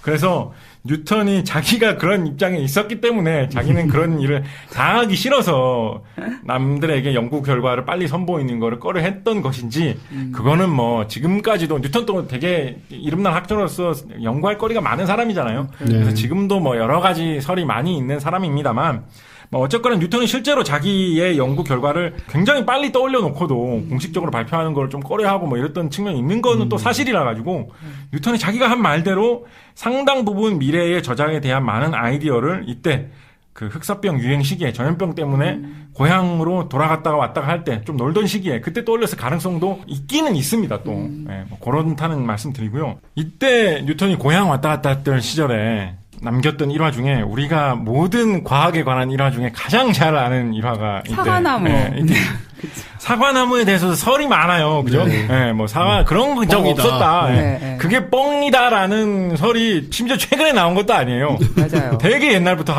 심지어 한 100년 전부터 그거는 그냥 극적인 이야기로 그렇게 했던 거지. 뉴턴이 설마 사과 떨어지는 거 그냥 한번 보고 중력 이렇게 했겠느냐. 그건 아니다라는 게 되게 예전부터 이야기가 있었고 또 실제로 뉴턴이 그간 생각을 계속 발전시켜왔던 그런 흔적 이런 것들을 보면 사과나무 같은 거를 보고 그렇게 번뜩 이렇게 아이디어를 얻었을까 싶은 그런 면도 있어가지고 그런 측면도 있어가지고 좀 아니다라는 설도 상당히 좀 요즘에는 지지를 받고 있는데 그런데 아시는 분들은 아시겠지만 우리나라에도 있고 세계 각지에 네, 이 나무가 있죠. 뉴턴이 봤던 그 사과나무의 자손입니다 이러면서 그렇죠. 그 사과나무의 자손이 막 있고 이렇거든요. 네. 표준년에 봤어요. 네, 있단 얼마 말이에요. 전에 그 사과나무라는 사진도 실제로 거기에 있는 제가 무슨 책인 거에서 봤어요. 네, 그러니까요. 그래서 뉴턴이 정말 그런 사과나무 일화가 있었다라는 주장도 아직도 힘을 갖고 있습니다. 네. 근데 왜 그 주장이 힘을 갖고 있냐면 가장 큰 근거 중에 하나가 뭐냐면 뉴턴 본인이 그런 이야기를 했어요. 본인이. 뭐 중력을 어떻게 떠오르냐 이런 거에 대해서 막 질문도 받고 이야기할 기회도 나중에 많이 있었겠죠. 뉴턴이 나중에는 엄청 유명해지고 막 온 사람들이 막 과학의 신처럼 막 저항하고 이렇게 되거든요. 지금도 좀 그런 위치입니다만. 그래서 이제 이런저런 이야기를 하면서 뉴턴 본인이 그런 이야기를 했어요. 내가 그 시절에 과수원에 사과를 보는데 사과가 떨어지더라. 그렇게 해서 뭐 어쩌고 이런 얘기 자기 입으로 자기가 한 적이 있어요. 그런데 그런데도 이제 사람들이 그렇게 하는 거죠. 그거는 그냥 좀 재밌으라고 한 이야기고 실제는 뭐 그런 일 없지 않았겠느냐 이런 이야기가 있는데 대충 절충을 해보면 뉴턴이 그 사과나무를 보고 단숨에 중력에 대한 이론을 떠올렸다는 것은 거짓일 가능성이 매우 높습니다. 네. 매우 높습니다. 그렇죠. 그런데 본인이 그렇게 얘기를 하니까 네. 뉴턴이 당시에 사과가 떨어지는 거를 보면서 뭔가 유심히 골똘히 생각한 적이 있었던 가능성은 되게 있겠죠. 네. 자기가 그렇다고 하는데. 네. 그죠? 그러면 뉴턴이 한 가지 연구를 하면 엄청 파고들어가지고 정말 막 열심히 연구하는 성격이었거든요. 네. 광학 뭐 이런 걸 연구할 때는 해를 자꾸 쳐다보다가 눈이 멀 뻔했대요. 그리고 어떻게 빛이 눈에 들어와서 눈에 보일까? 빛을 조금 가리면 어떻게 보일까? 이런 거를 연구하기 위해서 그런 이상한 기구 같은 걸 만들어갖고 자기 눈을 자기 손으로 막 찌르고 막 이러면서 연구를 했다고 해요. 네. 그런 정도의 사람이었기 때문에 중력 이런 문제에 대해서 고민을 하기 했으면 밤낮 없이 중력 고민만 했을 가능성도 있거든요. 그런 와중에 사과 떨어지는 것도 보고 나름대로 생각에 좀 더 도움이 됐던 것이 아닐까? 뭐 이 정도 생각해 볼 수 있겠죠. 다른 거 떨어지는 것도 보고 네. 이것저것 하루 종일 뭐 중력에 대해서 고민하던 네, 시기니까 네. 사과 떨어지는 거 보면서도 그 생각 안 했겠어요. 그렇죠.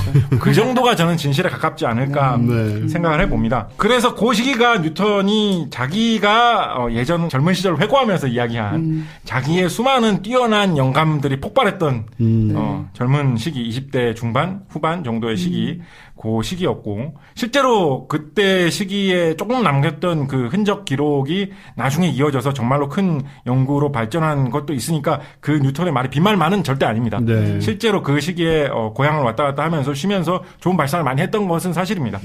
결정적으로는 그런데 1684년경에 그러니까 뉴턴이 40대 초반 정도가 됐을 때죠. 일단은 뉴턴하고 상관없이 84년 1월경의 일이라고 합니다.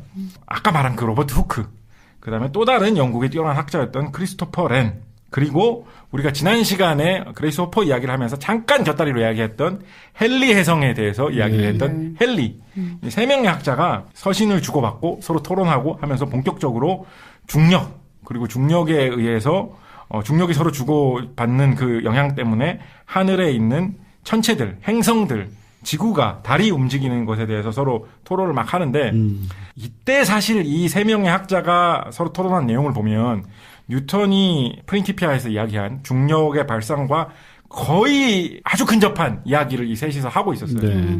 예를 들면 뉴턴의 중력 법칙이 보면 거리의 제곱에 반비례해서 중력이 점점 약해진다라고 돼 있잖아요. 거리의 제곱에 반비례해서 약해지는 힘에 대해서 이 사람들이 이미 얘기하고 있었어요. 그러니까 중력에 대한 이야기가 다 아는 요즘 시점에서 보면 중력에 대한 그런 발상이 거의 코앞에 다가온 거예요. 근데 이 사람이 좋아 그런 게 어느 정도 말이 되는 것 같은데 이걸 어떻게 껴 맞추면 진짜로 하늘에서 돌아다니는 행성의 움직임하고 딱 맞아 떨어질까? 그 부분에서 사람들이 좀 막혔던 거예요. 근데 그 중에서 로버트 후크가 상당히 그 부분에서 좀 많이 고민을 했던 사람이라 가지고 이런저런 얘기를 하다가 내기를 한 거예요. 2달 내에 요거를 우리가 지금 이야기하고 있던 이런 중력, 그때는 중력이라는 이름으로 그렇게 많이 얘기하지 않았겠죠? 근데 중력이라고 합시다. 중력에 대한 요 발상을 이용해서 진짜 하늘에 돌아다니는 행성들의 움직임을 깔끔하게 설명할 수 있는 그런 계산식을 과연 만들어낼 수 있겠느냐. 2달 내에. 근데 로버트 후크가 내가 도전하겠다. 그러면 딴 옆에 있던 학자가 그 성공하면 내가 돈 얼마 주겠다. 그래서 내기를 한 거예요. 로버트 후크가 열심히 연구를 했겠죠? 모르겠습니다. 의외로 또 열심히 연구 안 했을지. 로버트 후크 실패를 했어요. 그래서 이때의 세 사람이 열띠게 했던 토론은 완벽한 결론을 당시에 맺지 못했습니다. 근데 그러다가 토론에서 참여했던 헨리가 그해 여름 정도가 돼가지고 1684년 8월이라고들 하는데 여름 정도가 돼가지고 아마도 그런 학문적인 내지는 사교적인 그런 행정적인 뭐 그런 일 때문에 여러 학자들이 이렇게 좀 만나고 돌아다녀야 되는 그런 일들이 좀 생겼던 것 같아요. 그래서 케임브리지에도 이렇게 찾아가게 되는데 케임브리지에 찾아갔던 김에 당시에 좀 많이 명성이 있었던 학자이자 자기하고 과거에 약간 대화를 나눴던 적도 있었던 친분이 있었던 학자인 아이작 뉴턴을 찾아가게 됩니다. 헨리와 뉴턴이 왜 친분이 있고 대화를 좀 했었을까요? 헨리 혜성이 1680년경에 출연을 했었는데 그러니까 그레이스 호퍼가 봤던 지난 시간에 얘기했던 그레이스 호퍼가 봤던 그 헨리 혜성부터 몇 주기 더 앞서서 지구에 돌아왔었던 헨리 혜성이죠. 그 헨리 혜성이 유럽에 영국에서 보여가지고 되게 화제가 됐던 거예요. 또 혜성이 나타났다. 저게 무슨 징조일까? 이 사람들은 과학자니까 저 혜성의 움직임을 뭔가 과학적으로 설명할 수 없을까? 계산식으로 깔끔하게 설명을 해가지고 저 헨리 해성도 이런 식으로 설명할 수가 있다라고 하면 얼마나 좋을까 이런 생각을 했는데 거기에 대해서 뉴턴도 당시에 뛰어난 학자였기 때문에 헨리하고 이야기를 나눴던 거예요. 그것 때문에 친분이 있어서 헨리가 케임브리지의 뉴턴한테도 찾아가가지고 이런저런 이야기를 한 거예요. 처음에는 제가 보기에는 그냥 친목 목적에 안부를 묻는 목적의 방문이었던 것 같아요. 네. 근데 이런저런 이야기를 하다가 당시 헨리의 관심사 중 하나였던 하늘에 있는 행성의 궤도에 대한 이야기도 이것저것 하게 됐던 것 같아요. 네. 근데 그런 이야기를 하다 보니까 뉴턴이 너무 잘하는 거예요. 이상하게. 좀 자기가 생각할 때 이거는 아직까지는 알아서는 안 될 영역인 것 같은 것도 뉴턴이 막 술술 쉽게 대답을 하는 거예요. 그래서 헨리가 뉴턴한테 물어본 거예요. 아니 어떻게 그런 것까지 그렇게 알고 있고 바로바로 이야기를 해주느냐. 그러니까 뉴턴이 한 답이 뭐냐면 내가 계산을 해봤더니 그렇더라. 내가 그거를 계산할 수 있는 방법을 고안을 해내가지고 계산을 해봤더니 그렇더라라고 헨리한테 이야기를 한 거예요.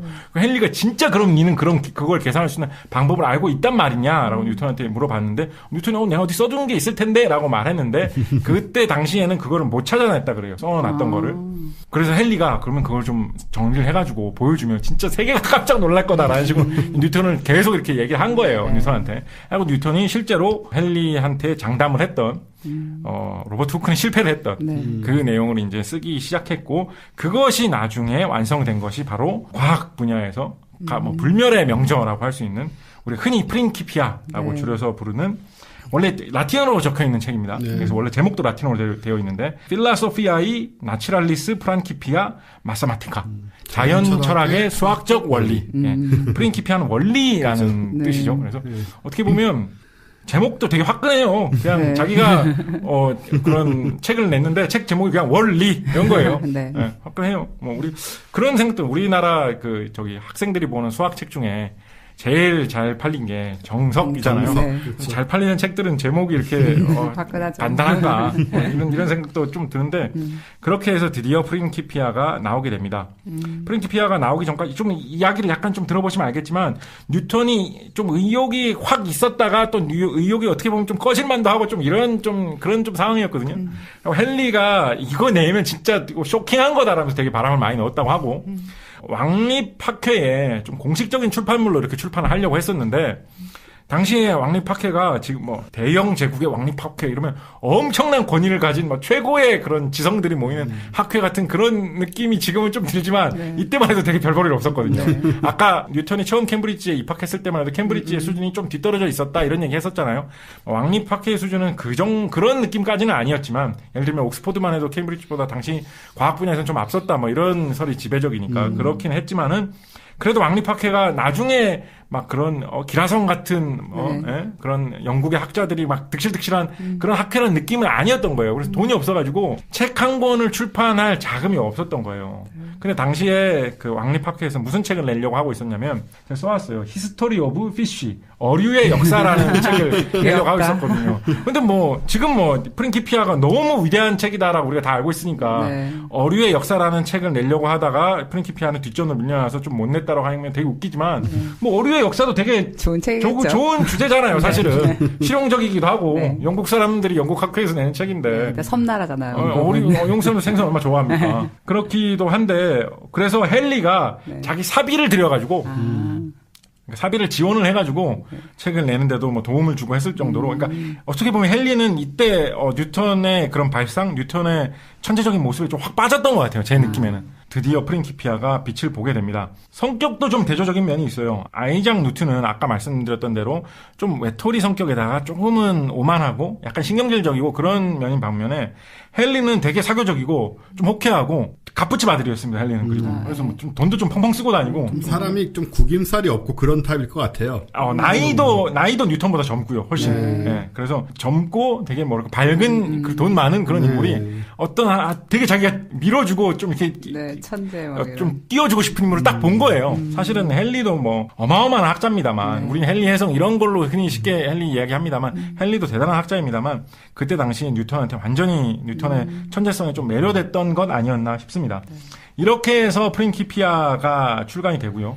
프린키피아에는 이제 우리가 중고등학교 때 잘 배워서 알고 있는 중력에 대한 내용들, 뉴턴 역학에 대한 내용들이 있고, 지금 우리가 고등학교 때 배우는 미적분학에 대한 내용은 프린키피아에 그대로 있다라고 보기는 좀 어렵습니다만, 미적분학을 활용을 잘 하기에 좋은 그런 상황의 내용도 프린키피아에 기록이 되어 있기 때문에 굉장히 많은 내용을 담고 있는 책이다 라고 할 수 있겠죠.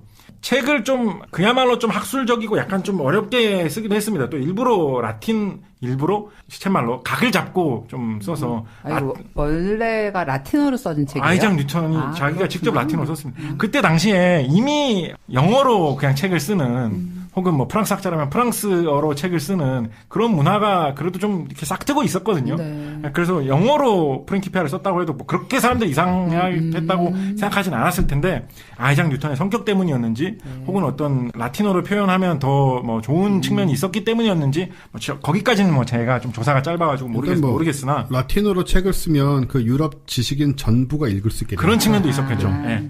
그래서 프린키피아는 라틴어로 실제로 그래서 책을 초판을 낼 때 영국판으로도 내고 대륙판, 유럽판으로도 내가지고 유럽에도 이제 동시에 출간을 했다고 하는데 작년 말에 그 아이작 뉴턴이 초판으로 출판한 프린키피아의 유럽판이 한 권이 경매에 나왔는데 그게 270만 달러인가 뭐 몇십억 원에 그렇겠죠 뭐 팔렸다고 해요. 초판인데.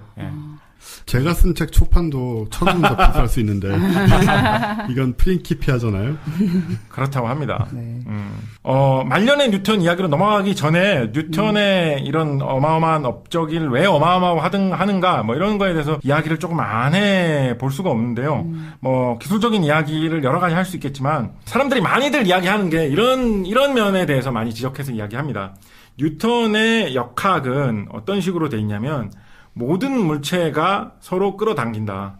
그리고 뭐 끌어당길 때 뭐 힘과 가속도, 질량과의 관계에 의해서 뭐 이런 식으로 물체가 움직인다. 뭐 이런 식으로 설명을 해 나가고 있고 그 물체가 움직이는 정도, 움직이는 모양은 미적분학을 이용을 해서 계산을 하면은 깔끔하고 정확하게 우리가 예측을 해낼 수 있다라는 게 뉴턴 역학의 골자라고 할 수 있을 거거든요. 네. 이게 어떤 식으로들 많이 이야기를 하냐면 그러니까 이 만유인력의 법칙, 중력의 법칙이라는 거는 뉴턴이 보았다고 하는 사과라든가 길가에 널려있는 돌멩이라든가 뭐 사람이라든가 나무토막이라든가 뭐 바다에 떠다니는 뭐 하잘것없는 쓰레기라든가 모든 물체에 대해서 중력은 다 작용을 하고 똑같은 법칙에 의해서 가속도를 받고 그거에 따라 속도가 변하고 해가지고 움직이는 그런 겁니다. 그죠? 그런데 바로 그 법칙을 그대로 적용을 해가지고 하늘을 돌아다니고 있는 달이라든가 행성이라든가 화성이라든가 지구라든가 태양에 대해서 그대로 설명을 할 수 있고 그렇게 설명했을 경우에 그때까지 사용하던 그 어떤 방식보다도 더 잘 들어맞는다라는 거죠. 그러니까 그때까지 사용했던 그 어떤 방식보다도 잘 들어맞는다라는 말은 이게 바로 진짜 맞는 답이라는 걸로 이해할 수가 있겠죠. 그죠? 그러면 그거에서 사람들이 느낄 수 있는 충격은 뭐라고 많이 이야기를 하냐면 우리가 지금도 좀 그런 사람들이 있습니다만 하늘의 화성이나 금성 이런 걸 보면 되게 신비로운 어떤 신적이고 환상적이고 막 지상계와는 다른 어떤 그런 거라고 생각을 했어요. 네. 우리 당시 인조 시대, 우리나라 조선 시대는 인조 시대였죠, 그죠? 뉴턴이 프린키피아를 한창 발표하고 했을 그 시기에는 하늘에 어떤 별이 나타났는데 그 별에 뭐 다른 별이 가까이 온다 그러면 그거는 이 별이 상징하고 있는 그렇죠. 어떤 신적인 어떤 것하고 이 별이 상징하고 있는 어떤 기운 그런 게 뭉쳤기 때문에 이거는 지상에 어떤 일이 벌어지는 것을 뭐 예언하는 것이다. 뭐 이런 식으로 생각을 했었던 거든요. 세상이 자미궁을 범한다. 뭐 그런 식의 되게 그런 하늘에 떠다니는 행성에 대한 거는 되게 어떤 환상적이고 그런 막 지상과는 전혀 다른 되게 막 어떤 그런 신과 고대 전설 속의 그런 영웅 신화의 영역이라고들 생각하던 게 뉴턴 전의 문화였거든요. 막 갈릴레이라든가 코페르니쿠스라든가 이런 사람들에 의해서 많이 깨지긴 했지만 그런 문화가 남아 있었거든요. 그런데 뉴턴에 의해서 그런 행성들이 움직이는 법칙이 그냥 돌멩이나 쓰레기에도 적용되는 법칙하고 똑같다는 거를 뉴턴이 얘기를 해준 거예요.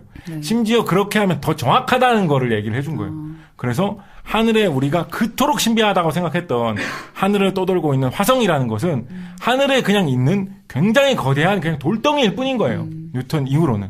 그래서 세계관이 완전히 뒤바뀔 수 있는 그런 계기를 뉴턴이 제공을 했다. 그런 아이디어는 그 당시에 되게 막 어떤 오리지널한 거였을까요? 아니죠. 그렇지는 않죠. 당시에 그런 식의 생각을 품었던 사람들이 제법 있었어요. 그러니까 좀 종교적인 이야기 하기는 좀 그러니까 좀 제껴놓고 말씀드리면 시계장치 뭐 우주론 뭐 이런 식으로 요즘 얘기를 하죠. 세상이 어떤 기계장치처럼 맞아 들어가는 하나의 법칙으로 만들어져 있고 그거대로 그냥 계속 움직이는 것일 뿐이지 그런 뭐 신화적인 어떤 뭐 예를 들면 뭐 자미궁을 상징하는 무슨 그런 용사 같은 게 있어가지고 하늘에서 막 싸우면 이 별이 그게 싫어서 뭐 어디로 가고 뭐 이런 거 아니다라는 식의 생각은 있었는데 뉴턴은 그것을 정확하게 들어맞는 수식으로 더 와닿게 우리한테 보여준 거죠. 그리고 그게 한 가지, 그러니까 좀 과장해서 말하자면 그게 그런 식의 한 가지 관념일 뿐만 아니라 그게 더 맞는 생각이다. 라는 거를 우리한테 좀 제시를 해준 거죠. 그런 식의 세계관의 전환에 대한 이야기를 뉴턴의 프린키피아가 끼친 충격이라고도 많이 이야기를 하고 저는 어떤 측면도 좀 이야기를 하고 싶냐면 이게 저는 정말 큰 것 같다고 생각을 많이 하는데 뉴턴의 프린키피아의 서문에 보면 뉴턴이 직접 쓴 서문에 보면 어떻게 돼 있냐면 과학사 개론 임경순 선생님이 쓴 과학사 개론에 나와 있는 한글 번역을 제가 좀 따왔습니다. 이런 말이 서문에 적혀 있습니다. 나는 이 책을 철학의 수학적 원리들로서 제시한다. 왜냐하면 철학의 임무 전체가 운동의 현상들로부터 자연의 힘들을 탐구하고 그 힘들로부터 다시 현상들을 보여주는 것으로 보이기 때문이다. 이렇게 말을 했거든요. 그래서 이게 어떤 느낌이냐면 당시엔 과학자라는 말을 많이 안 썼기 때문에 뉴턴은 자기 자신을 자연철학자라고 불렀는데 과학이라는 것은 어떤 것이냐면 세상에 있는 자연에 있는 현상들을 관찰하고 그 현상들로부터 수학적인 방식으로 설명할 수 있는 어떤 원리를 도출한 다음에 그 원리를 이용을 해가지고 다른 현상들을 예측하거나 설명하는 방식이다라고 뉴턴이 얘기를 한 거예요. 이게 바로 뉴턴 이후로 계속 이어진 지금도 계속되고 있는 과학의 방법론, 과학적인 시각, 과학의 발상 그 자체거든요. 그래서 저는 이런 정신이 이런 발상 자체가 뉴턴이 과학을 실질적으로 시작한 인물이다. 라는 과장이지만은 않게 되는 어떤 이유의 하나가 아니냐라고 생각을 합니다. 프린키피아는 굉장히 인기가 좋았고요. 뭐 당장에 나오자마자 엄청나게 많이 팔리고 막 이런 거는 아니었지만은 꾸준히 관심을 얻었고 시간이 가면 갈수록 많은 사람들의 눈길을 받고 나중에 시간이 흘러서는 뭐 그때 당시에 이미 어린이도 이해하는 프린키피아 뭐 이런 식의 책도 해설서도 막 나올 정도로 일종의 사회에 유행한 사회 현상처럼 지식인이라면 프린키피아는 한번 봐야지 약간 이런 느낌이 될 정도로 되게 영향력이 있는 책으로 자리를 잡았습니다. 시대별로 그런 책이 하나씩 있죠. 1980년대 말과 90년대 초에는 시간의 역사가 그 역할을 했습니다. 그렇죠. 스티븐 호킹. 네, 스티븐 호킹의 시간의 역사. 저는 최근에는 그 책이 그런 역할을 했던 것 같기도 해요. 누구죠? 피케티 교수? 네. 21세기 자본론인가? 뭐 그 책도 되게 어렵잖아요. 사실 읽어보면. 그런데 안 어렵나요? 저만 안 읽었어요. 그 책도 되게 유행해가지고 약간 좀 학술적인 책인데도 그렇죠. 막 사람들 막 다 읽어보고 좀 그래서 또 정의란 무엇인가 이런 책. 사실 정의란 무엇인가만 해도 교양서적이다. 네, 정의란 무엇인가 해도 좀 대중적인 책의 대중서의 느낌인데 굉장히 어려운 책들이 이렇게 유행하는 경우가 있어요. 맞아요. 그래서 그렇게 히트를 했고 한편으로는 좀 이런 생각도 해요. 프린키피아가 그렇게 인기가 있었던 이유 중에 하나는 뉴턴의 발견이 굉장히 충격적인 도약이었고 뭐 책을 잘 썼고 뭐 이런 것도 있지만 솔직히 많은 학자들은 프린키피아가 설명을 쉽게 한다는 면에서는 좀 실패한 책이다라고 이야기하는 사람도 꽤 있습니다만 뭐 어떤 사람은 정반대로 되게 우아한 고대의 귀하학적인 방식으로 우리가 현대 과학의 틀로 중고등학교 때 배우는 물리 문제를 멋있게 설명했다라고 되게 예술적이라고 설명하는 사람도 있는데 뭐 어쨌거나 그런 거는 좀 논란의 여지가 있습니다만 저는 이런 식으로 좀 생각을 합니다. 당시에 프린키피아가 그렇게 인기가 많았고 특히 학자들로부터 정말로 대단한 책이다. 뉴턴은 천재다. 뉴턴 저 사람 진짜 추앙한다. 뭐 이런 식의 분위기가 몰려온 이유 중에 하나는 프린키피아가 제시를 해줬던 게 당시에 많은 학자들이 정말 궁금해하고 목매고 있었고 이게 어떻게 이렇게 딱 좀 터졌으면 하는 그거를 딱 터뜨려준 그런 면이 또 있어서 시의적절하게 되게 그런 약간 간과되거든요. 그러면 왜냐하면 뉴턴이 워낙 좀 혼자서 현대 과학과 수학의 여러 영역을 개척했다 이런 느낌이 있어가지고 좀 그런 면은 좀 무시되는데 근데 잘 살펴보면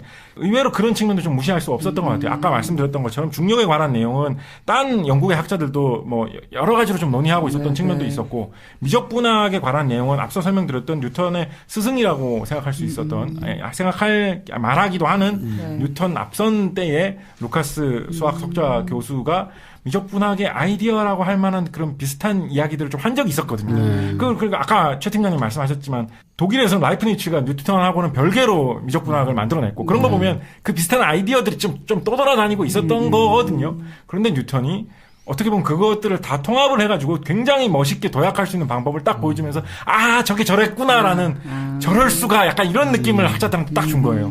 그래서 과학의 이런 어떤 혁명적인 그런 변화, 이런 어떤 격변 내지는 도약 이런 거는 어떻게 보면 한 명의 천재가 이루어내는 것인 경우가 많지만 뉴턴 분명히 한 명의 천재라고 불리기에 부족함이 없는 사람이지만 한편으로는 그런 학계의 여러 저변 그런 혁명을 일궈 올 수 있는 다른 많은 학자들의 같이 연구해왔던 노력 조금 더 앞선 시대의 학자들의 피땀 흘린 연구 이런 것들이 충분히 있었던 배경에서 뉴턴 같은 그런 어마어마한 도약도 나올 수 있는 게 아닌가. 저는 이런 생각도 좀 해봅니다.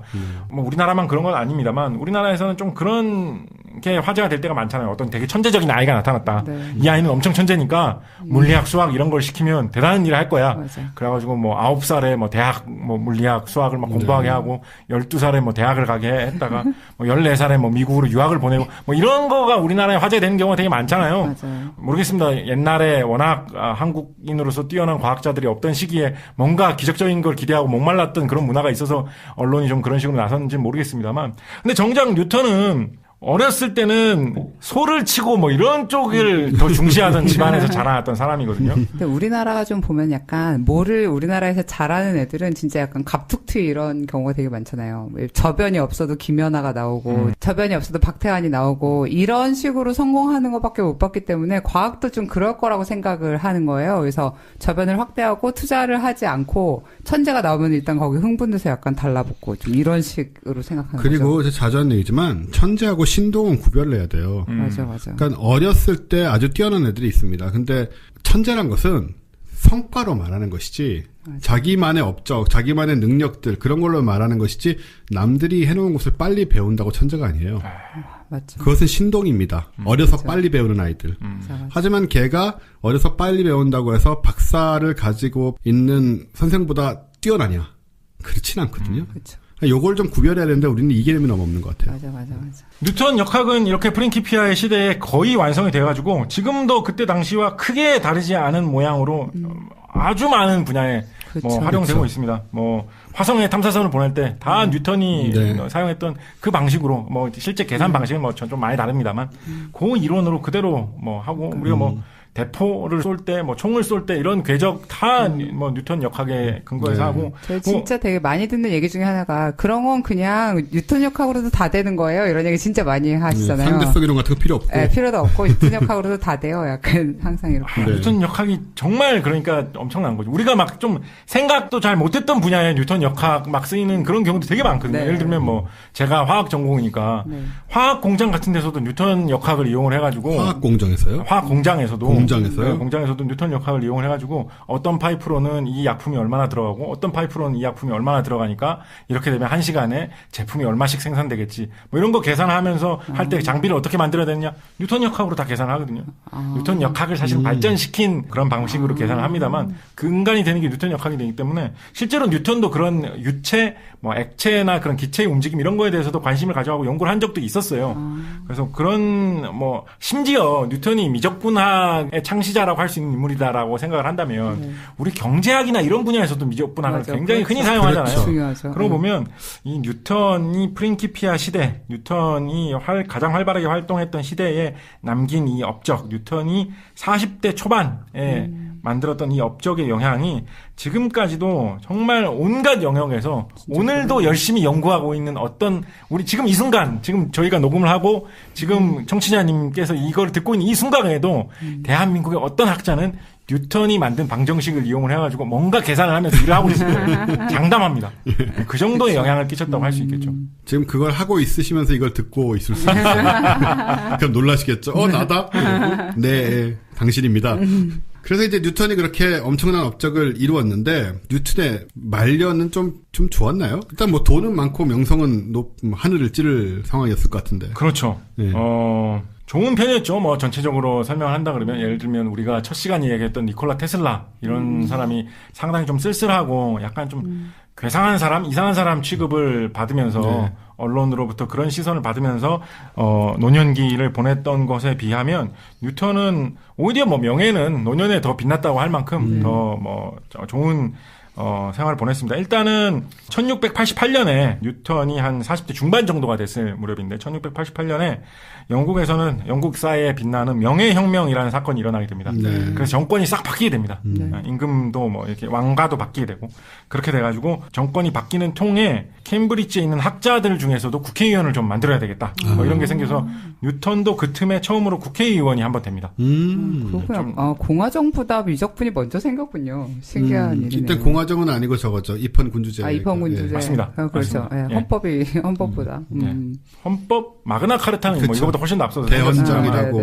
예. 이게 좀 복잡해요, 이게. 네네. 영국 역사가 영국 그런 법체계나 역사가 사실 우리식 관념으로 따지면 좀 특이한 그런 면이 이해할 있어서. 수가 없죠. 네. 그러니까 불문헌법 이런 얘기도, 이게 불문법이라고 하니까 많은 사람들이 영국에 법도 없는 줄 알더라고요. 영국에 아주 세세한 법이 있습니다. 영국 살면서 많이 겪었는데, 근데 헌법이 이제 없는 거죠. 근데 불문헌법이라고 얘기를 하는 거고. 어쨌든. 그런 것도 이상해요. 요즘도 그런지 모르겠습니다. 영국에는 판사들이 아직도 가발 쓰고 재판장에 나오나요? 가발 씁니다. 네, 아직도 그 전통. 뭐 주차 티켓 이런 거 가지고 재판에도 다 가발 써요? 그건 몰라요. 심지어 저는 예전에 홍콩 영화 많이 봤으니까 홍콩이 그 영국 식민지로 있던 시기에 보면 홍콩 영화 속에 나오는 홍콩 판사들도 가발 쓰고 있어요. 흰 가발. 그러니까 되게 어떻게 보면 우리식 관념에서는 좀 다른 그런 제도를 갖고 있는 나라라는 생각도 드는데 그런 제도 하에서 뉴턴이 의회에 진출도 했었고 40대 중반 후반 무렵에는 연금술에 또 좀 빠져요. 그렇죠. 연금술에. 네.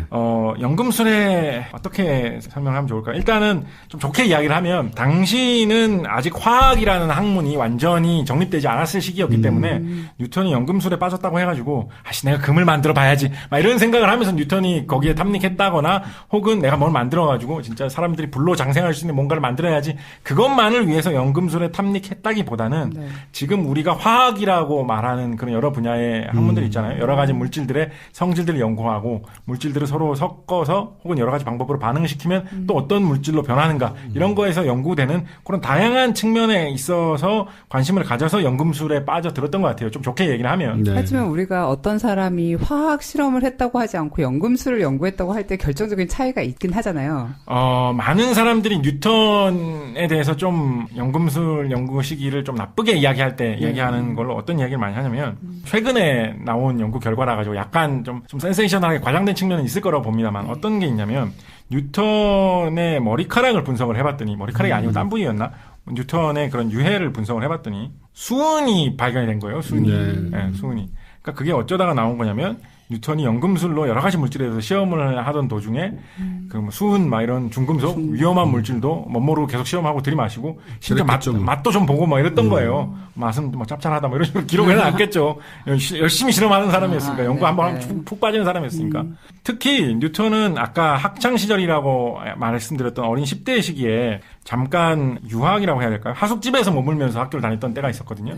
하숙집? 하여튼 자기를 돌봐주던 사람? 그 사람이 약사 이런 사람이었어요. 그래서 그때 화학, 연금술 이런 쪽에 좀 어릴 때 관심을 가지게 됐다라는 뭐 그런 기록도 있는데 아마 그때의 그런 취향, 취미 이런 게 이제 나이가 들어가고 여유가 생긴 다음에 폭발을 했는지 연금술에 좀 푹 빠졌던 것 같아요. 그래서 좀 급진적으로 말하는 사람은 이거 좀 재밌으라고 하는 얘기겠죠. 어떤 식으로까지 얘기하냐면 뉴턴이 말년에 성격이 더욱더 괴팍해진 것은 그 평소에 그런 원래부터 좀 신경질적이지 않았나 싶었던 성격이 말년에 더 이상하게 변한 것은 수은을 많이 들여마셔가지고 수은을 많이 들여마시면 좀 정신적으로 사람이 좀 이상해지는 그런 증상이 나타나거든요. 수은 중독이 된 것 때문이 아니었느냐 뭐 이런 이야기를 하는 사람들까지 있다고 합니다.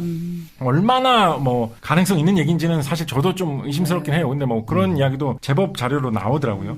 네, 말씀하신 대로 이 시절로 가면 이제 화학하고 연금술을 구별하기가 어려워져서 이때 수많은 연금술사들이 그 실험한 것들이 나중에 화학의 기초가 되는 그런 면도 있고 그런 점으로 이제 좋게 보면 그런 것 같고요. 한편으로는 또 수은 같은 경우에는 사실 연금술사들이 되게 좋아했던 소재예요. 왜냐하면 이게 금속인데 액체이기 때문에 그 뭔가 두세 개를 연결하는 연금술에서 그런 게 되게 중요하거든요. 그러니까 두세 개의 결합, 두세 개의 경계. 연금술의 철학이에요, 사실은. 네.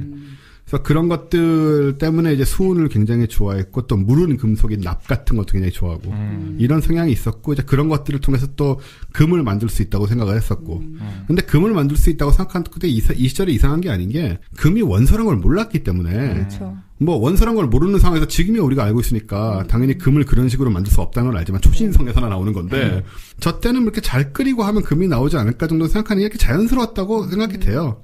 근데 그게 안 되기 때문에 계속 붙잡고 늘어지면서 거기서 복잡한 철학이 파생되고 뭐 그래서 뭐 현자의 돌을 만들어서 이제 그게 있어야지 이제 거기서 막 진짜 복잡한 철학이 생성하거든요.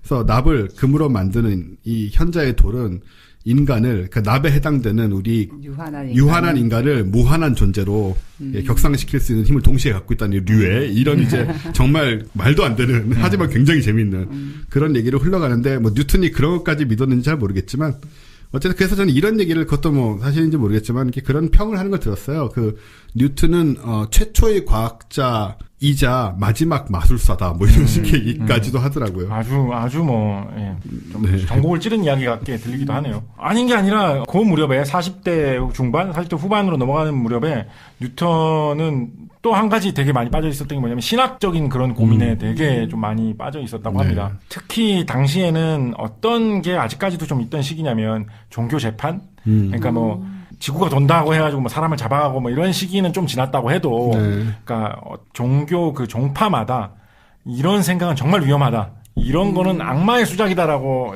지정하는 그런 것들이 몇 개 좀 있었거든요. 근데 뉴턴은 여러 가지로 생각을 하다가 그게 사실은 맞는 얘기 아닐까 뭐 이런 식으로 생각을 좀 하기도 했던 것 같아요. 그래 그런 것 때문에 그런 종교적 번민 이런 거에도 굉장히 많이 빠져 있었던 것 같습니다. 그래서 뉴턴이 남긴 기록 중에 보면 종교, 신학에 대해서 쓴 내용도 대단히 많이 있습니다. 그래서 심지어 어떤 좀 극단적인 사람들은 어떤 식으로 이야기하냐면 뉴턴이 자기가 시간을 들인 걸로 따지면 뉴턴은 과학자라기보다는 신학자로서 한 일생을 살았다고 해야지 맞다라고 할 정도로 그런 쪽에서 되게 고민을 많이 했었던 사람이라고 합니다.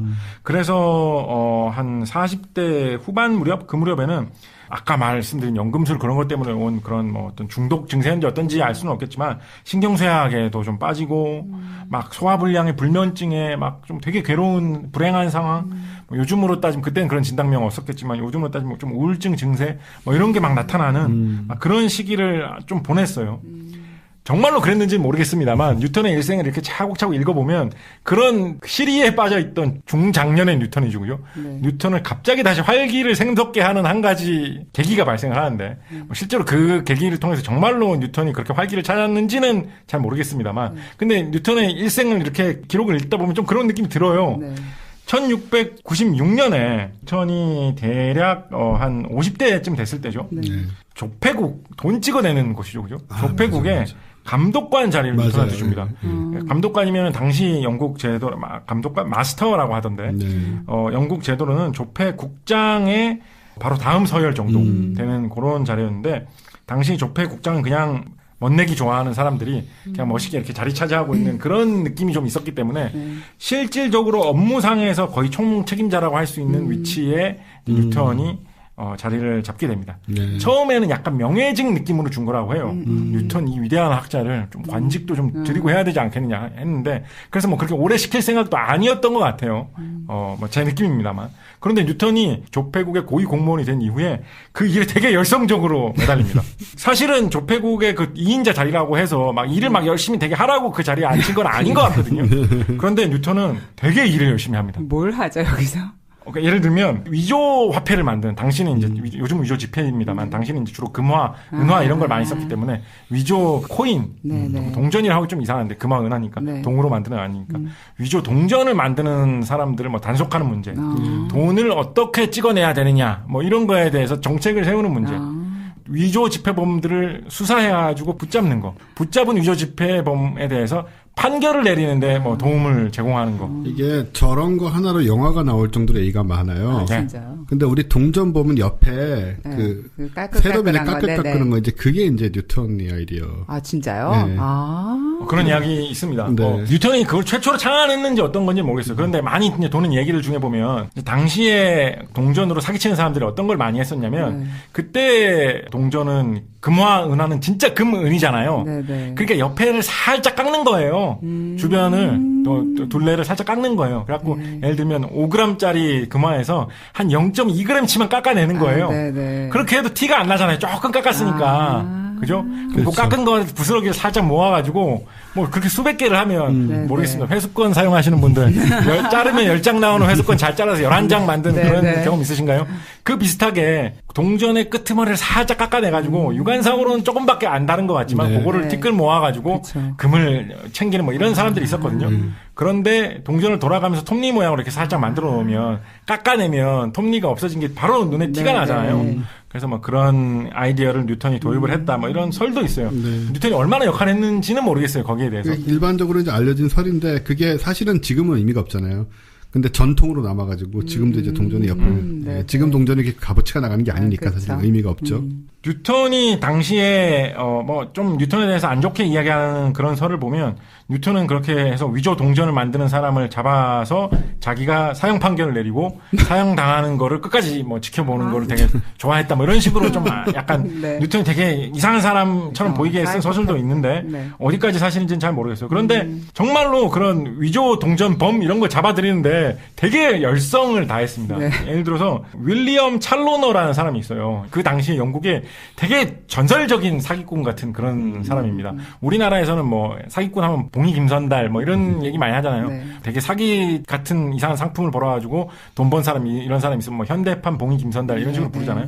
그런 식으로 영국의 봉이 김선달이라고 할 만한 뭐 시대 훨씬 앞섭니다만 그런 대표적인 사기꾼이 있었는데 그런 사람도 뉴턴의 손아귀에 걸려 들어가지고 잡힐 만큼 뉴턴이 뭐 혼자 잡지는 않았겠죠. 근데 뉴턴이 상당히 관심을 기울이고 있었던 조폐국 시절에 CSI 좀 이런 것인가. 그래서 정말 좀 조금 과장해갖고 이야기를 재밌게 만들어내면 뉴턴이 실제로 딴 그런 그냥 형식적으로 업무만 처리하던 다른 조폐국장들에 비하면 되게 좀 과학적이고 체계적이고 수학적인 방법을 동원해가지고 일을 하려고 노력을 많이 했거든요. 그러니까 17세기 과학수사대 약간 이런 느낌으로 한때 젊은 시절 천재 과학자였던 괴팍한 그런 아저씨가 갑자기 어느 날 화폐국의 상관으로 보통 이런 요즘에 나온 그런 연속극 같은 거 보면 그런 괴팍한 사람이 상관으로 돌아와가지고 아래에 있는 사람이 그 사람 너무 이상해가지고 고생하는데 그 사람이 뭐 사건 해결만 엄청나게 잘하고 뭐 이런 줄거리 나오는 연속극 되게 많잖아요. 영화가 될만하네요. 영드가 나올만해. 영드로 이제 처음에 그렇게 부임하는 것부터 뉴턴이 갑자기 그것부터 시작해가지고 괴팍한 노인네 와서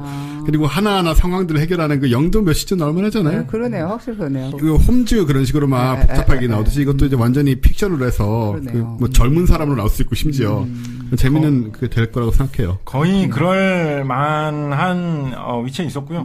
뉴턴은 80대가 돼가지고 이제 사망을 했는데 거의 뭐 말년까지 마지막 순간까지 계속 이 조폐국 자리 심지어 그 자기 위에 조폐국 국장이 있었잖아요. 그 사람이 자리에서 나간 다음에 그 자리를 승계를 해갖고 자기가 이제 국장이 됩니다.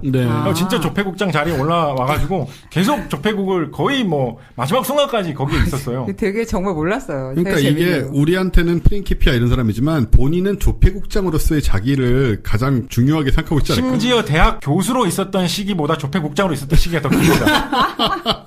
그러니까 이 소재를 가지고 드라마 만들면 되게 재밌겠다. 진짜 그러네요. 완전 그런 식으로 생각하고 있는 뉴턴을 등장시켜서. 그러니까. 와, 그렇구나. 프린키피아 기억도 못하고 막. 조폐국장 이야기를 하게 됐으니까 좀 더 나간 이야기까지 해보면 약간 그냥 뉴턴 이야기니까 뉴턴의 영향력을 조금 과대평가하고 이야기하는 거로 좀 감안하고 들어주십시오. 어떤 이야기까지 할 수 있냐면 조폐국장 시절에 어떤 조치를 내렸냐면 금화하고 은화의 교환 비율을 정해가지고 공표를 한 거예요. 그걸 반드시 지키도록. 그런데 그때 그 비율을 적용을 하면 당시 영국 시장에서는 금화를 사용을 하는 게 유리했어요. 금화가 더 좋은 걸로 평가될 수 있는 비율이었어요. 그래서 사람들이 은화는 취급을 안 하고 금화를 취급을 하게 됩니다. 그런데 당시 그 이전까지는 세계의 모든 경제가 은본위제라고 해가지고 은을 매개체로 해서 은을 중심으로 다 모든 가치가 매겨지던 시기였거든요. 그러니까 예를 들어서 어떤 물건이 있다. 그 물건의 가격이 얼마냐? 그러면 이 물건의 가격은 은 뭐 몇 킬로그램치다. 뭐 그때 킬로그램의 단위는 좀 없었겠지만 은 몇 근치다. 뭐 이런 식으로 말하던 시대였어요. 심지어 조선 약간 예외였습니다만 중국이나 일본에서도 은이 그런 식으로 가치를 측정하는 화폐의 기본 단위였습니다. 그래서 우리 왜 무협지 같은 거 봐도 항상 은자를 들고 다니면서 은덩이를 막 이렇게 내면서 막 이렇게 하잖아요. 조선만 좀 약간 예외였던 그런 측면이 있는데 세계 경제가 좀 그런 은 중심으로 돌아가고 있었거든요. 스페인의 그런 아까 대항해 시대 얘기 나왔습니다만 스페인의 탐험가들은 남아메리카 대륙에 가가지고 뭐 은광산을 찾으러 다니려고 막 되게 노력을 하고 뭐 이런 시대였는데 좀 과장된 이야기입니다만 뉴턴의 조폐국장 시절에서 내린 이 조치 때문에 금이 더 좋은 것으로 사람들이 평가를 하게 되기 시작하고 금이 거래에 더 빈번하게 사용되면서 근데 영국의 경제가 당시에 떠오르고 있었기 때문에 영국 경제를 따라서 세계적으로 금을 가치의 가장 중심이 되는 척도로 보게 되는 금본위제 경제가 탄생을 하게 된 거예요. 금본위제 시스템은 사실은 현대적인 외환 거래 시스템이 오기 전까지 계속 유지가 되던 세대고 20세기에도 금본위제가 그래서 뭐 그런 거 있잖아요. 미국의 뭐 포트녹스 뭐 요새에 가면은 금이 어마어마하게 숨겨져 있고 뭐 이런 거 있잖아요. 그게 되게 최근까지도 유지되던 뭐 그런 경제 시스템이었거든요. 지금도 사실 금값이라는 게 지금은 이제 금본위제 시대가 이미 끝났습니다만 그래도 금값이라는 게 되게 중요한 경제 지표 중에 하나잖아요. 아직까지도 그 영향이 있어서 그렇게 보면 조폐국장 시절에 뉴턴의 영향이 그 후 몇백 년간 이어진 금본위제 경제 시스템에도 영향을 끼쳤다라고 볼 수 있는 거 아니냐? 경제의 그 어떤 틀 하나를 만든 인물이네요, 이제. 그렇게 보는 시선도 아주 뭐 못할 얘기만은 아닌 것 같습니다.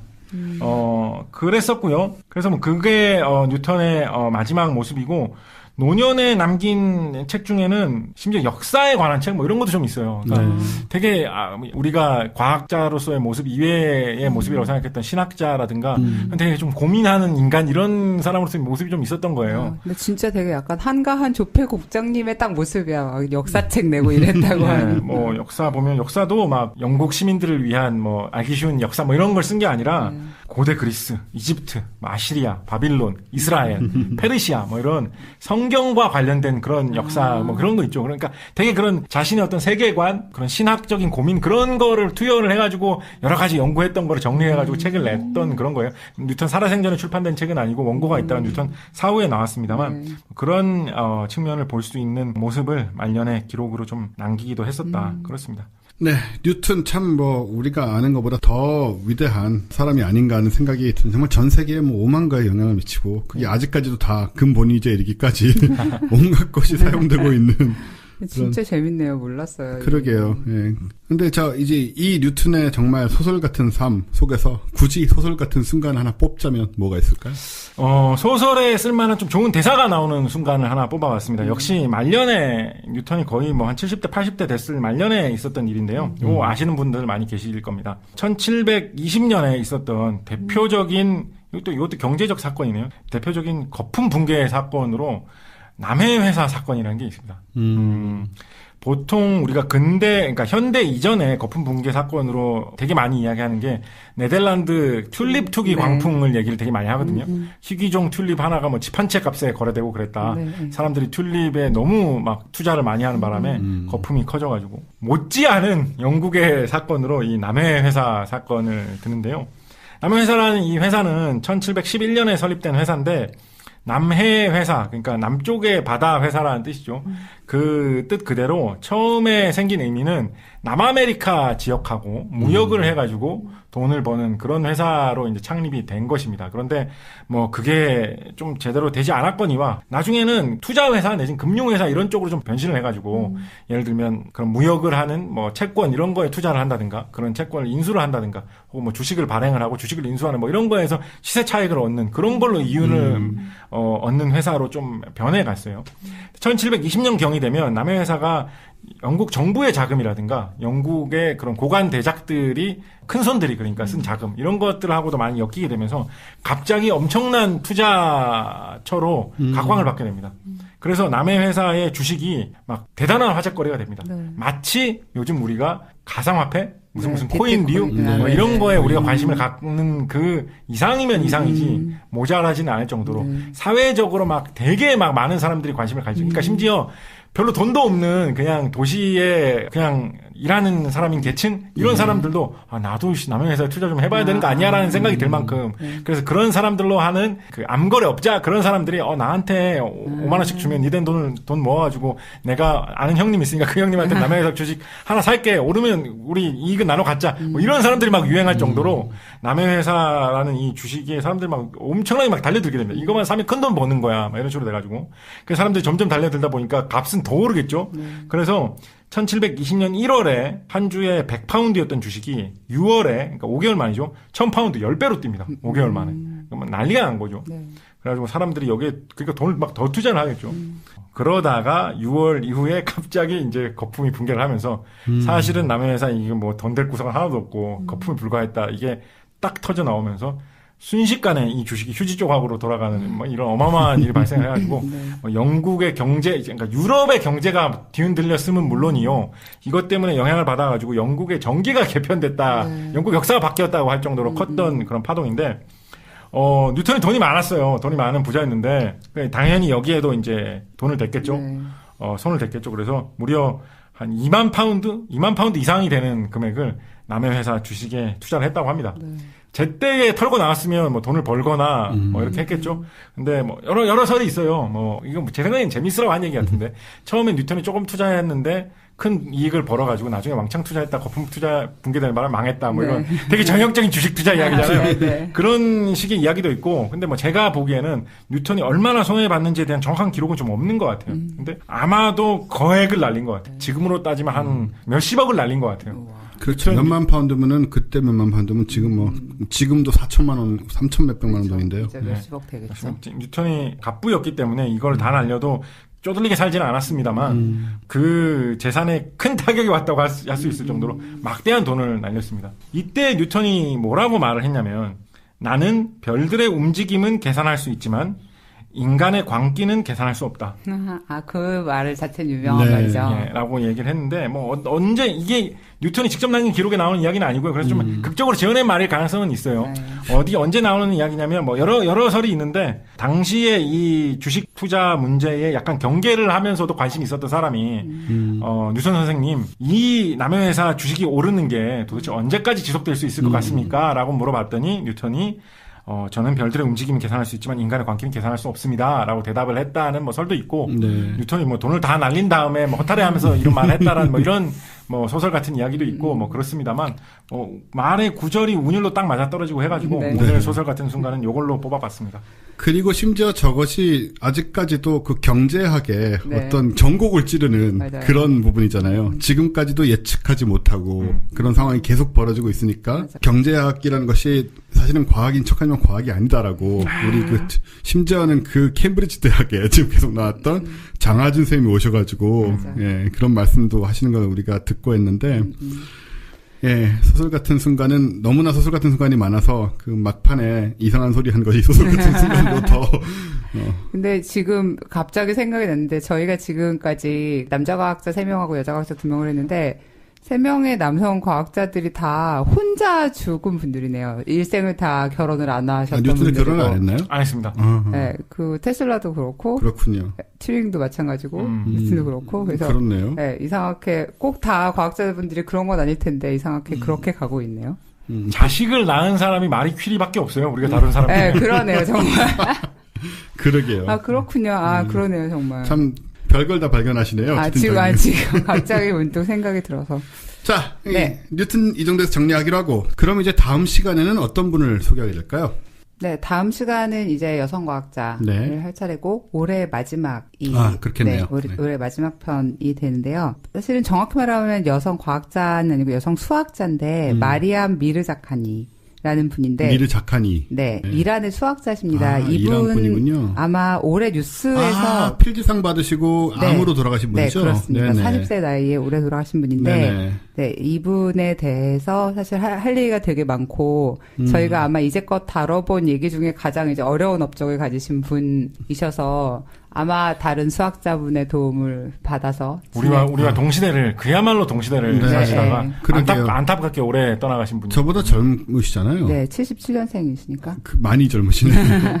네. 또 이란의 여성으로서 이란 출신의 여성으로서 수학자로서 그렇게 엄청난 성과를 내시고 또 이렇게 요절하신 그런 분이라 참 여러 얘기가 나올 것 같습니다. 잘 찾아보면 한국하고도 인연도 약간 있으신 분이고요. 그리고 저는 지금까지 저희들이 다뤘던 과학자분들이 다 유럽 사람 아니면 미국 사람들이었는데 처음으로 유럽 사람, 미국 사람이 아닌 사람을 드디어 다루게 됐습니다. 네.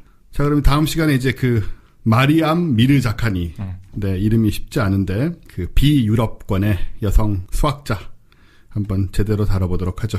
네, 그리고 다음 주 토요일, 그러니까 11월 25일 오후 3시에 벙커에서 저희 인공지능 주제로 지난주에 한번 말씀드렸죠.